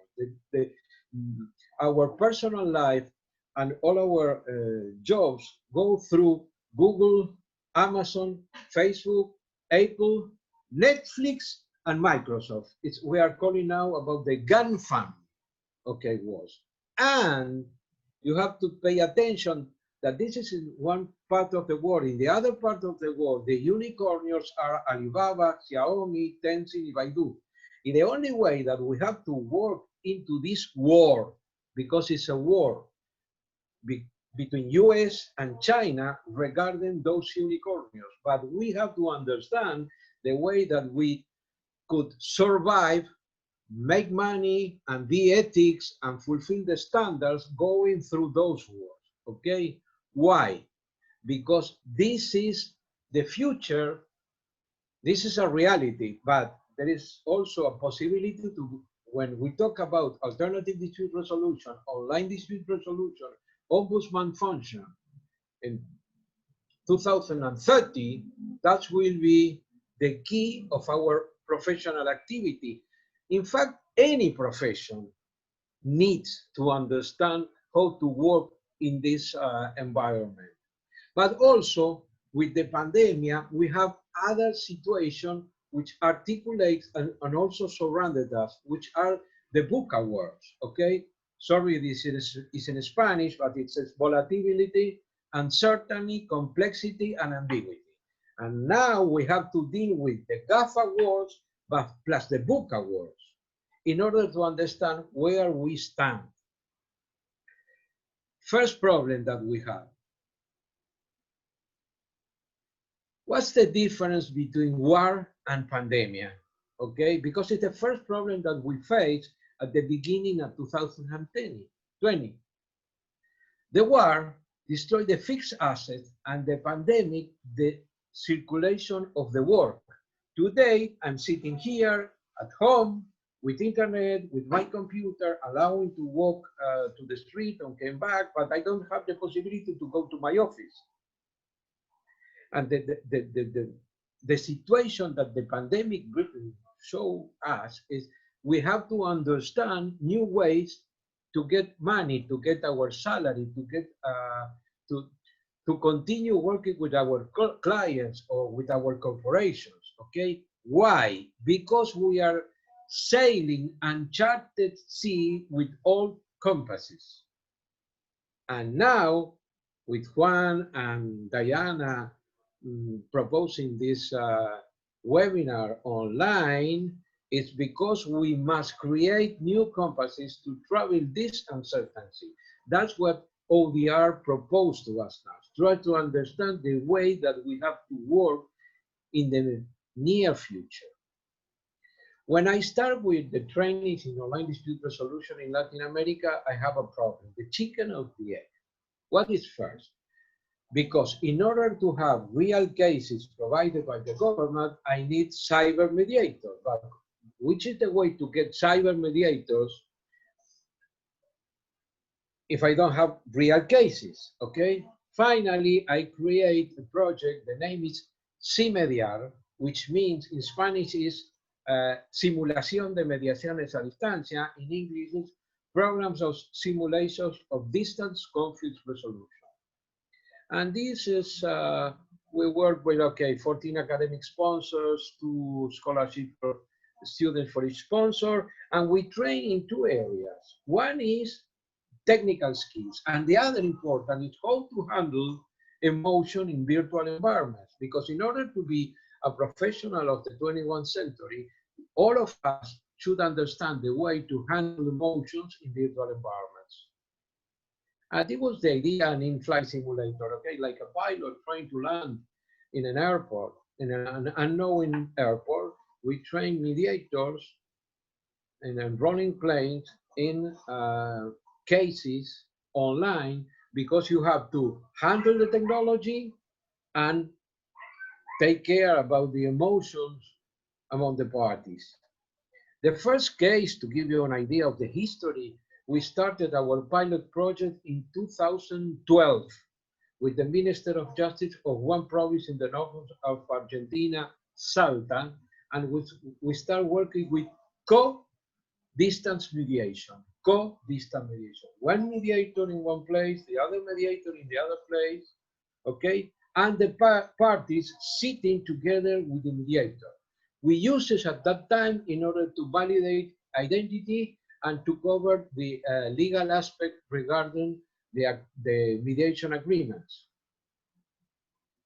Okay, this was the idea, okay? A car house in Salta and a court in Rio Negro, okay? 993 miles, and that was the way that in 2012 we started the process. Well, we also train in several places, but at that time we were trying to evangelize our potential customers, students, or governments about the possibility, the feasibility to mediate online. And everybody told me that's impossible. That's absurd. Everything should be face-to-face. But when I tell them, if we are able to get in love through internet, why we won't be able to solve a conflict?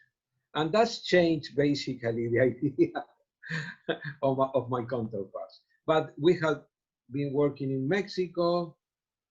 We have a lot of ongoing projects. And one thing that I want to share in Brazil,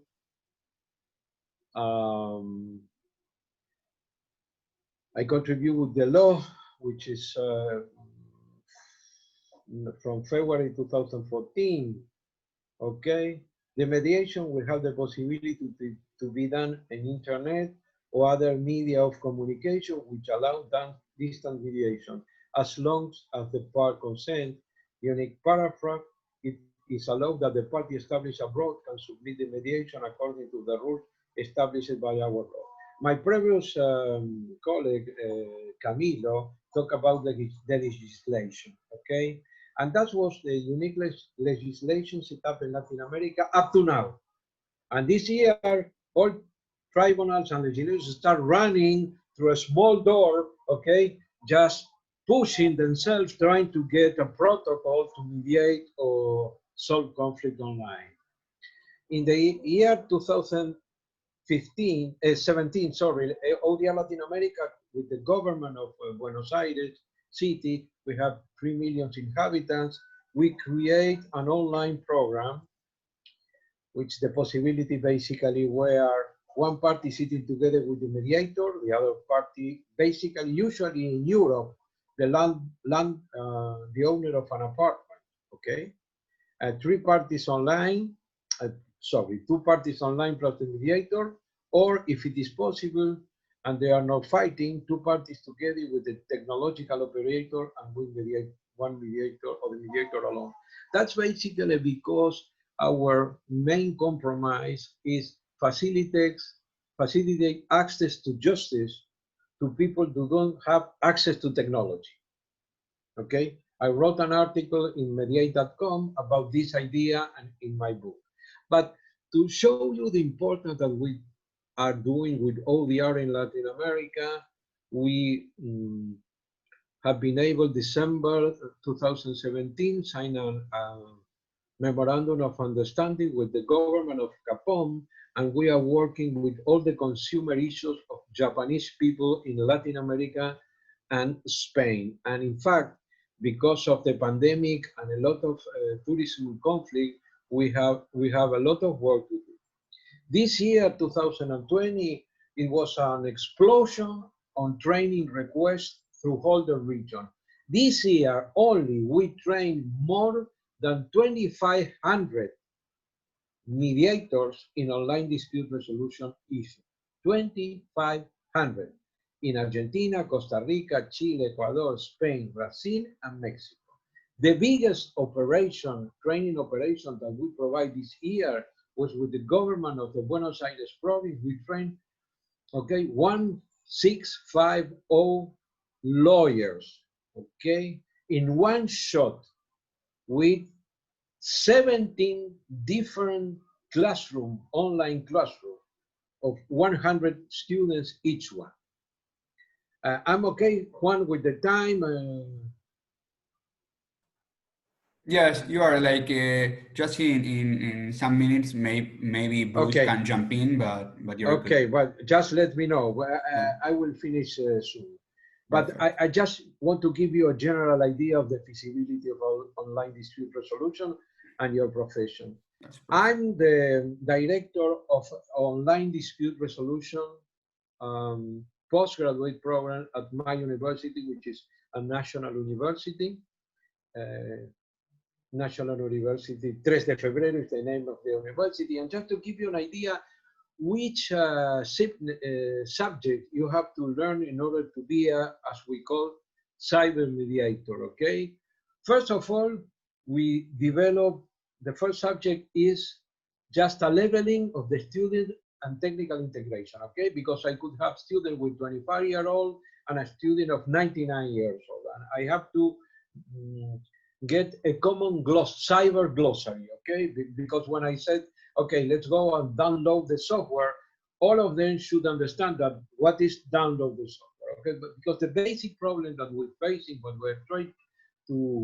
we try to train in online dispute resolution is the students, they don't have a common glossary, even though if you are native digital, like my grandson, perhaps he's able with TikTok, or he's able with, I don't know, Twitter, but he doesn't know probably how to make money working with technological tools in a profession. That's why we work with this labeling of the students after, and that's before start teaching about how to negotiate or mediate online. We just focus in get a common glossary. The other subjects are online dispute resolution, state of the art, internet, globalization, communication, usage of social network for peace construction, for peace building, legislation of online dispute resolution and providers around the world, emotion in virtual environments, online mediation in action, models, training, clinic cases, and in order to get the final degree, they have to write an essay. We are teaching this in University de 3 de Febrero, and in other university, which is Universidad de la Punta, is other university in my country.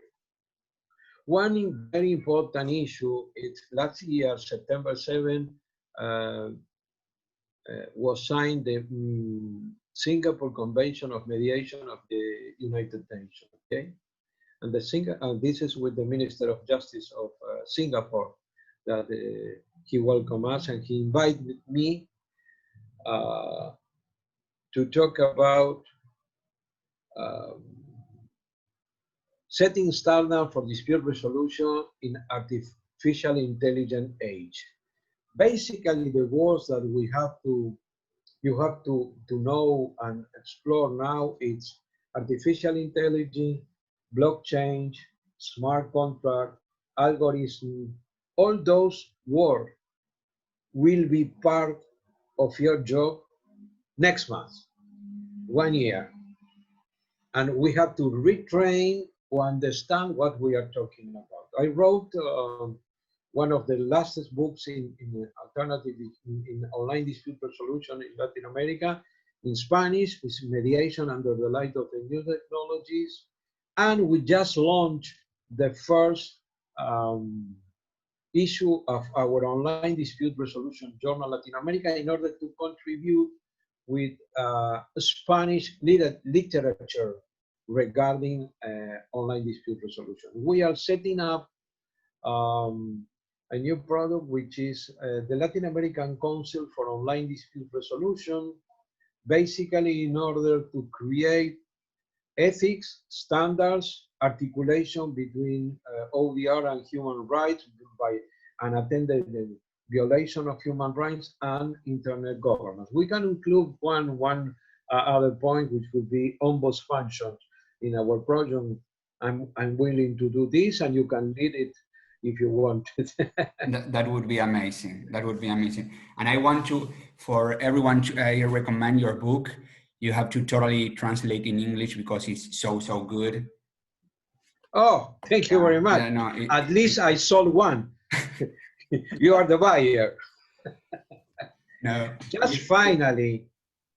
Yeah, sorry. No. Go ahead. Well, just finally,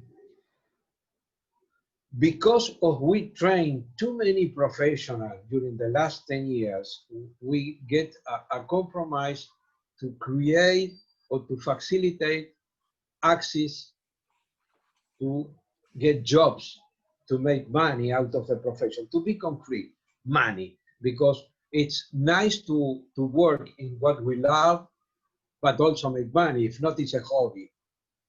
That we create the global registry of civil mediators, which is all our students access to this global registry of civil mediators, where people from the common, okay, from all the world could find an online dispute resolution or a civil mediator expert, okay, in our project. And this is the way that we are doing, okay, the picture and the contacts, etc., and we provide this for free. Our next step is integrate. We will be ready in less than 30 days an online dispute resolution software into our global registry of civil mediators. And with this, we will finish our program, okay? We have the registry of civil mediators. We create something which is the ODR coin. The ODR coin, it's a coin, money, it's not money. It's like a symbol of your training experiences and your practical experience certified by some authority who has the possibility or the capability to certify that you have so many hours of training. We are looking forward for our next online dispute resolution Expo-Tech, which will be April from 26 to 30, and we will show all the technology available around the world in order to solve conflicts. And it will be a trilingual conference, Spanish, Portuguese, and English. And well, to make a long story short, basically this is all. I apologize if I'm not an ombuds expert, but I think that if you replace mediators and negotiators with the ombuds and its articulation with the online dispute resolution, in spite of the 3 or 4 examples that you have in the world, all of us are working on online dispute resolution. And I share with you the last new word that we are using: cyber peace. Cyber peace. Online dispute resolution is just a small branch of cyber peace. All the world should be working with the idea that we have to build peace using new technology. Thank you very much. If some of you want to be in contact with us, with ODR Latin America, or with this is my email. And thank you very much, Juan and Diana. I'm very, very happy to try to contribute from our perspective and with the online dispute resolution work. Thank you very much. Thank you very much, Alberto. You really did. Yeah. So now, maybe. So, yeah, who is the host? Can you give someone the host rule so he can share no, his you can request it from Alberto. Maybe let me find Alberto. Well, it's not the end of the world if we can't do it, but And I promise you, I only have 5 slides, so. I apologize, Bruce. No, it's I not a saw problem. I just want 40. I want to wrap this up and give people a good opportunity to ask questions around the whole range of things that they heard today. Let's see, I'm still not able to share, so. Juan, I think Alberto should give to Bruce. Yes. Could you, if you go to No, Bruce? I'm read here the host. Disable your phone. Here. I'm not. Yeah, I don't have the I rights. took it. I took it. Here.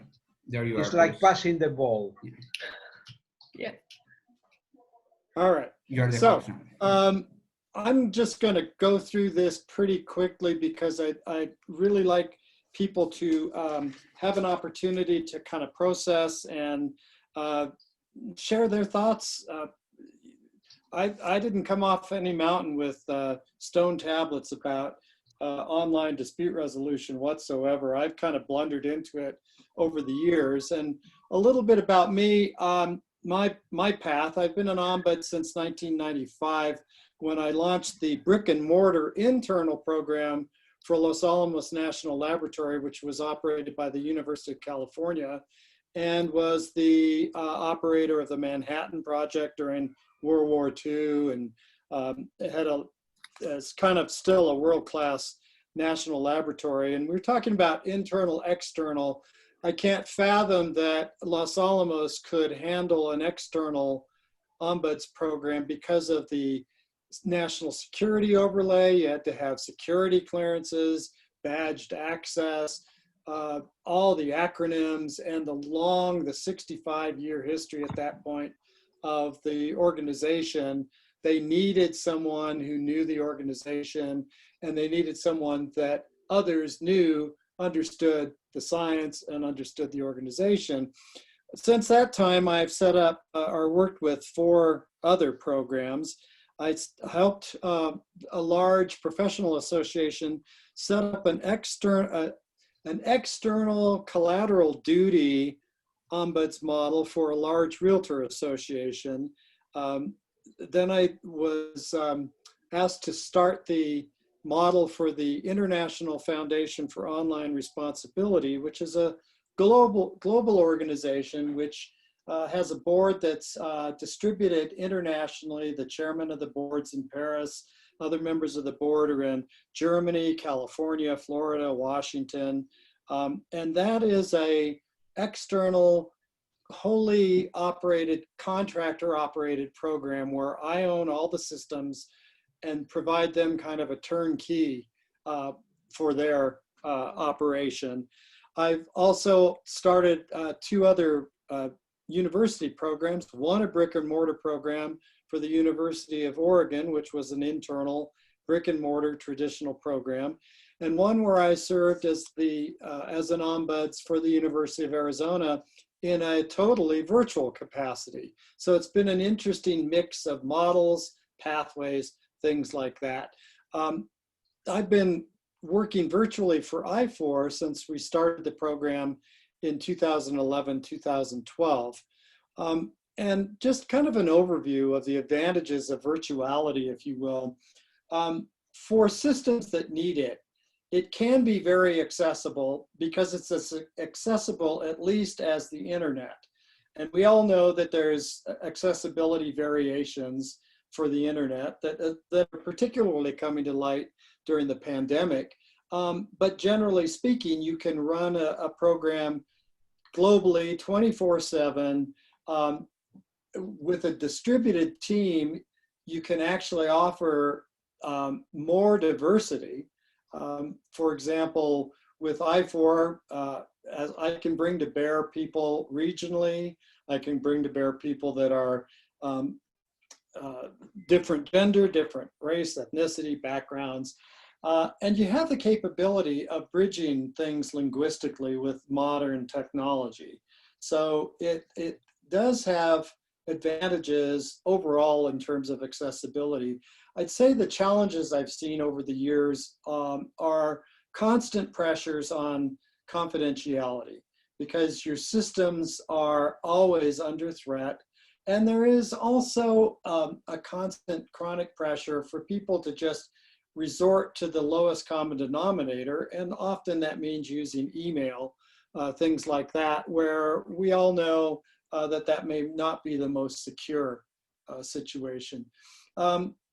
Virtual operation means that on one hand, you're virtually accessible to your organization, but you may not have the depth of institutional accessibility that you might otherwise have if you were sitting on a campus or in a corporate headquarters, that sort of thing.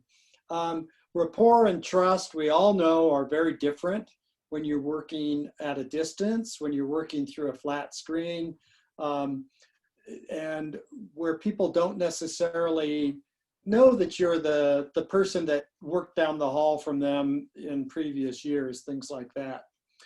Challenges with record keeping. If you're using a distributed system, there are good models out there. For example, the mediate.com model that has a tracking system for mediators and for ombuds can be a good alternative. Or you have to deal with your own confidentiality concerns around maintaining those records in a confidential way. And finally, case coordination. If you're working with other ombuds all over the globe, keeping your act together and making sure that you're consistent in your case handling or handling of a particular case can be really important and challenging. What I've learned, I'm going to turn it a little more specifically to ombuds and talk about practicing as an ombuds in a virtual age, or as at least as an alternative dispute resolution facilitator where you may be working with groups of people, things like that. I've found that it's really important to appreciate and understand the background of the situation before you launch into ADR. That you need to understand the level of polarization. You need to be clear on the issues that people intend to discuss and what their individual agendas may be. We often in virtual settings have less control over the setting. We can control our setting, but we can't control the dogs barking in the background of the other participant or other bizarre things that I've been witness to over my years of doing this virtually now. And how much control we have over timing. Appreciating that how those power differences will be balanced in the virtual world. So understanding, spending a little more time and attention to preparation, I found helps. And the importance of setting expectations, clarifying expectations. If you're not working in an ombuds setting, you may be able to use email exchanges to clarify issues and expectations. If you're working in the ombuds setting, typically we avoid email and we'll use Zoom or phone calls to try to make sure that we've got everybody kind of on the same playing field before we dump them all into a virtual room. Shaping those expectations around ground rules in advance so that we come into the meeting and don't already have chaos to try to rein in and bring into control. And understanding for the particular setting what the dispute resolution approach is going to be. If you're working with a larger group, they may be expecting that it's just going to be a voting outcome. Robert's Rules of Order, kind of 50% plus one rules the day. In other settings that I've worked in with community disputes, for example, it's very popular to use consensus decision-making. What I find about that is that's like the proverbial blind people standing around the elephant. Consensus to one person is defined internally in their head very different than it is to another person. And the dynamics of blocking consensus and managing those. And managing how you're going to document the outcome. I find some differences in the size of the group I'm working with. And this little table here kind of lays out, you know, if it's a small working group that's task oriented and you're just facilitating, kind of resolving some basic shared concern and reaching a shared outcome. You're focusing on ensuring even participation, providing a sense of safety for sharing, and efficient identification of tasks. As you move across here, you'll see that the upfront focus becomes more important in terms of carefully designing a system to enable input with these large polarized groups where everybody has a chance to talk. And in some settings, even having advanced arrangements around what happens if someone tries to basically pirate derail the entire meeting. And actually in the virtual world, that's an advantage. We actually have more control over that sort of situation than when I've done large, for example, community conflict resolution work where you'd have people that wanted to kind of chain themselves to the microphone so that they could disrupt the meeting and have to plan around how you dealt with that. That's an advantage to online dispute resolution I found at this point. So I'm going to wrap it up here with one other set of lessons I've learned with this, and then I'd really like to just hear other people's perspectives about this. I find that in the virtual world, one of the challenges I've had with conflict resolution is I find that people find it, they're more comfortable backing out of what others might have thought their commitment was in a virtual meeting than they would be if they're sitting there in the room and you're writing up the final agreement in real time. People's recollection seems to conveniently or accidentally sometimes change. So I find it's really important to be fairly methodical about building the agreement as you go and documenting that in real time as you go. Don't assume assent and consent through silence in a virtual meeting. I find that that can rear its head to surprise you down the road. Address the details as they arise. Don't put them on the back burner to come back to, or you may be rebuilding from ground zero what you thought you'd already made progress on. Agree who's going to maintain the agreement up front, and agree how that agreement will be policed and how, and avoid placing yourself in the middle as an arbitrator of how of interpreting an agreement once it's been agreed to. So with that, I'm going to turn the screen back over to other people and really like to turn it over and hear people's thoughts and questions and just move it from there. Thanks. Thank you. And while we are waiting to the questions, I would like to just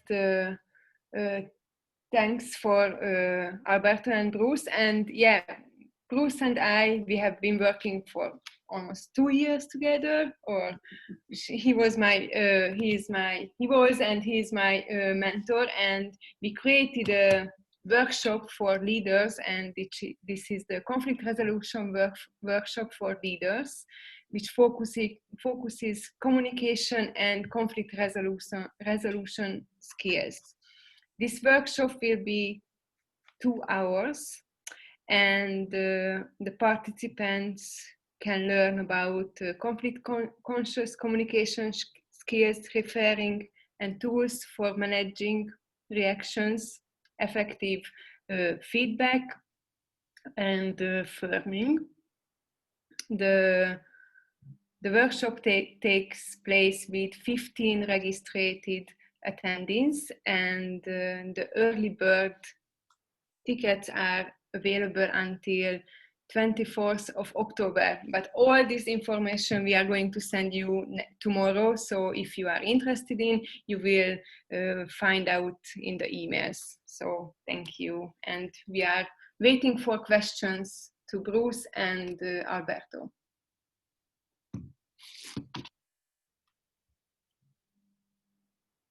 No questions?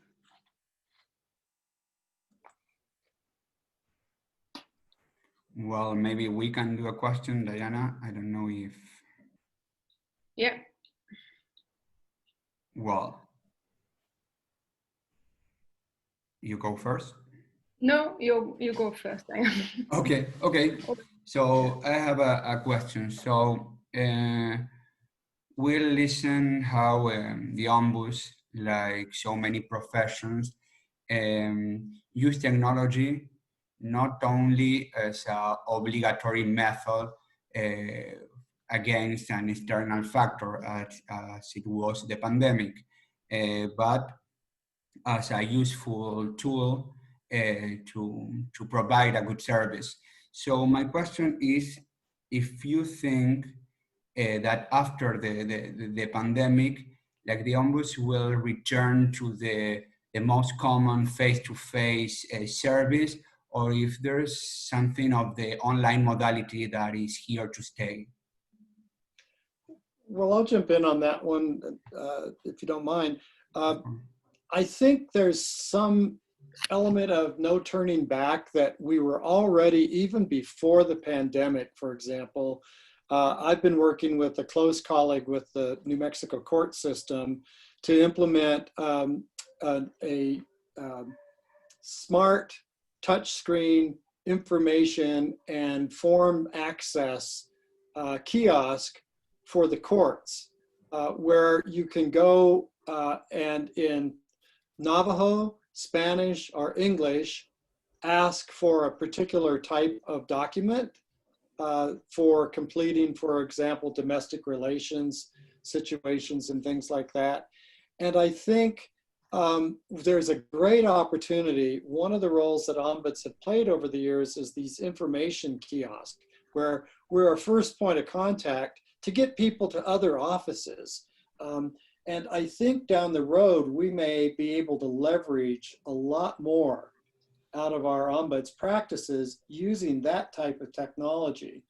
I think there's going to be a continuing opportunity to use video conferencing for distance-based ombudsing, because many organizations now are multinational, or their geography is not limited, by a single campus. But all that said, I find that there really is no substitute for, in some situations, that sit down in the comfortable chair in that confidential setting and hear what the person has to say. And so I think we're going to see that there's going to be really, if anything, a wider bandwidth where ombuds are going to have to be comfortable feeling like they've got good skill sets to handle that range. Perfect. So I'm sorry. Yeah, go ahead. I think we are living an extremely disruptive situation. And we are facing a kind of cannibalization, okay? The online issues are eating the face-to-face meeting. Before pandemic, we have been handling in mediation, in alternative dispute resolution, the operation that has the possibility, 30% of the mediation have been online. We are watching, we will see in the near future mediation through holograms, where we will have the possibility to have an hologram of the participants. And also we are seeing a dramatic change in the real estate offices market, where most of the company, for example, Microsoft has allowed 100% of the personnel, if they want to work from home, they will allow to do that. And also the business travel will practically disappear because of cost reduction, or because in 6 months, everybody realized that Zoom could be not perfect, but reasonable. Following what Bruce says, I think that for very special issues, probably will continue the face-to-face. But I will see that we will facing a dramatic change. In my opinion, 70% of what we are doing at minimum will continue online, and just we will need 20 or 30% for face-to-face. Because also including yesterday, I saw a tweet, very interesting. Now companies are thinking in get a talent living in another continent instead of living 30 miles from the office. This changed the whole game. Perfect. I think Nora want to add something. Thank you, Alberto. Nora, you have to unmute yourself. Yes. Yeah, there you go. On this issue, I want to say that, of course, in the UN, it's not an option. You know, you need to do your work through remote devices. When we started the office, I remember at the IOA conference, the Coca-Cola ombudsman telling about they had the same problem with offices all over the US and about doing work on the phone. And we all thought, how do you do that on the phone? At the time, Zoom wasn't an option. Right. But that's the way we did it, you know, on the phone. And I have to say, Bruce, that I think you develop an ear that I ended up knowing exactly sometimes that the person was having a drink or smoking a cigarette. I knew what they were doing just by listening on the phone. And an interesting fact is that sometimes when you develop a rapport, because to conclude a case, it takes several sessions and you develop a rapport. And quite often the person at the end of the resolution would send me a picture. They wanted me to see them. So I would receive a picture from, you know, Lebanon, from the whole family in southern Lebanon, the gentleman and his wife and the 6 children, or from Congo. They wanted me to see them after it was concluded. Nice. So I think we have a question from Mary about confidentiality. Yeah, to both Albert and Bruce that says, will there ever be a near perfect answer on cyber confidentiality, do you think? I know that Alberto is going to know how to answer this because I made him a consultation on this regard of a client that was very looking forward. And I can weigh in a little bit on what we did with I4 to ensure confidentiality. But I just remind everybody, all you have to do is look at systems around the world that are constantly under attack. Los Alamos National Laboratory, one of the most secure computing systems in the world, and they've never been successfully hacked as far as their top level clearance, but Democratic National Committee, I mean, all sorts of places get hacked. It's a risk. What we do with I4 is we use an encrypted web form process where people write into the internet and as soon as they enter their question or their issue into the I4 web form, it's encrypted and then delivered to me through the internal processes at I4. And all my written communications in return are encrypted back so that with an encryption key that only that person can access. It's one process, but I think that's going to be an ongoing challenge through the years. Alberto, I'd love to hear what your lessons learned. Yeah, I have mixed feelings. As I told Juan, if the CIA is able to be hacked, I cannot guarantee that any web conference system or any court will survive. But when I said before, it's important to be an expert-friendly user. For example, when we invite a third party for a mediation or a meeting with the ombuds, and we say, okay, you could go to Zoom and I give you my Zoom. At least the ombudsperson should understand that Zoom it's a platform which, like WebEx, which requires a download the first time. And you have to put your email and your data before going into your first meeting. Then you expose all the data to the owner of the platform, which is different. We are talking about a browser access, which is complicated as not at the moment. What I'm saying is, in order to protect 90% of the cybersecurity, the person who provides technology to other one to walk in should understand what is he providing and what is his liability to tell someone, okay, you should walk into this platform.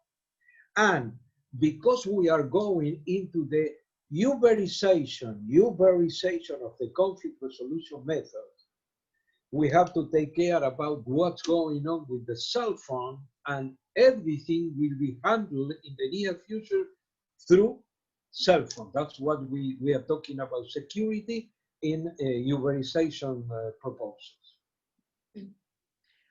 Okay, thank you. We have another question from Dora.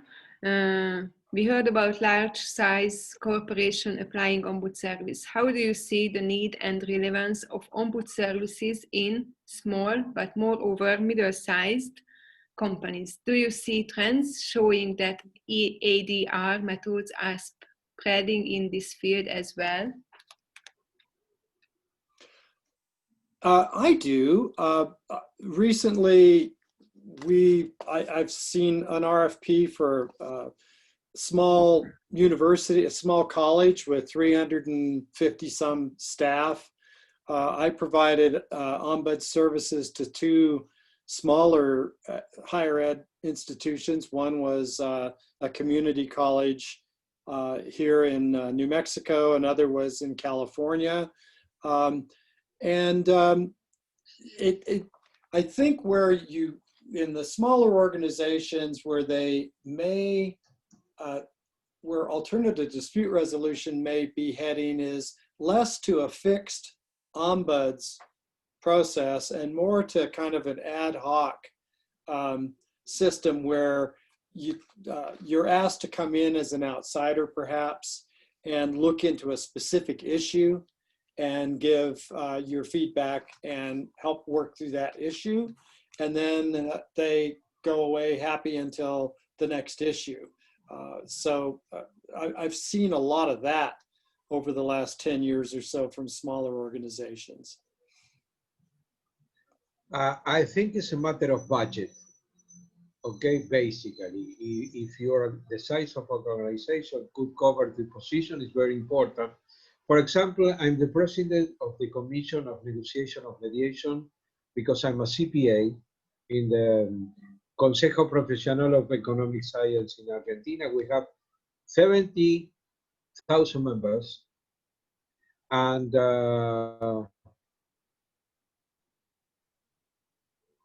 I think 10 years ago, my organization created the Ombudswoman figure. Okay, at that time, 10 years ago, Ombudswoman figure, when everybody talks about ombudsman, was very disruptive. Today, we are talking about ombudsperson, but we realized in our organization that at that time, we need an ombudswoman because even though we have 50% of women and 50% of men working under this organization, of course, as usual, being a structural conflict, the attention that the organization paid to the man was much more important than they want to provide to the woman. That was the necessity to create an ombudswoman. This is a small organization compared, but I think it's a matter of budget, and also it's a matter of political decision. What do you think about the ethic? What do you think about corruption? What do you do? And we are facing a situation in the world where corruption is a huge problem, and the view of the community it's against the corruption hard, let's say, much more stronger than it was in the past. I think that is an important issue to work from the ombuds side in all those issues, and small organization could have an ombudsperson or could have a mediation area. I wrote an article a few years ago about a mediation area in small companies. Why mediation area? Because usually if you have a problem with the company, everybody sends you to personnel, to human resources, but should be perhaps an area where the organization is able to handle the inside conflicts with a mediation system. I would say one other chapter, if I could just kind of put the bottom bun on this hamburger, is there's a great opportunity, I think, in small organizations for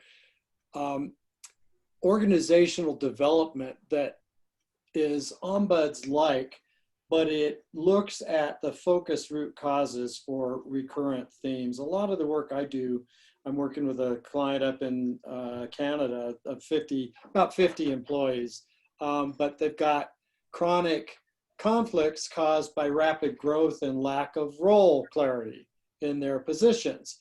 So you come in doing organizational development like work, dissolve the sources for that conflict through OD work, and you have that kind of the same result of conflict resolution, except you're addressing the sources of the conflict rather than addressing the conflicts as they surface. And so I think there's great opportunities, particularly with small organizations, to provide that sort of support as well. Thank you. Yeah, we are wondering, is there any more questions or do you want, if no questions? I have a question to the group, and Alberto just prompted this. The IOA is in animated discussions right now, and any of you who happen to be members of IOA, there is a survey out around the title for our role. And as Chuck explained early on, this originated from a Scandinavian concept, and the term ombudsman, the men and women of the Ombudsman Association always asserted that it was a gender neutral term because it was of foreign origin. However, in today's environment, that seems like you always have to put a footnote to that name. So there is a growing sense of exploring alternatives to that. I'm the co-chair of the Standards of Practice Task Force, and I had the temerity to suggest a name change with that task force, and it received very visceral, strongly held, clashing reactions to changing from ombudsmen, for example, to ombuds. But I just wonder, in this group, what's your sense of, as we move forward into the future of this practice, what should we be calling ourselves? Well, what I think of that is that I would love to start saying International Ombuds Association, if you ask me, because I think that the association is so innovative and is currently working with such important matters. So I think for sure that it should be Ombuds. And furthermore, Ombudsman is always, in my experience, I have to differentiate from the Ombudsman, the advocate of the people and stuff. So because of those two things, I think it's so important to, to separate from the Ombudsman and to say Ombuds, because yeah, and I think from the woman perspective, I definitely go with the ombuds terminology. And yeah, in Hungary, I mean, we have so most of the people, consider it ombudsman is a classical ombudsman. So we have this term. So we should, define some way differently ourselves. And I probably, go with the ombuds terminology. I think that it have like these same origins, but nowadays they are totally different grounds. So I think that we should show us that.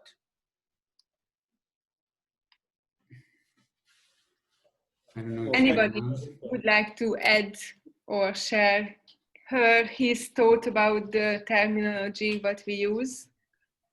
We need votes.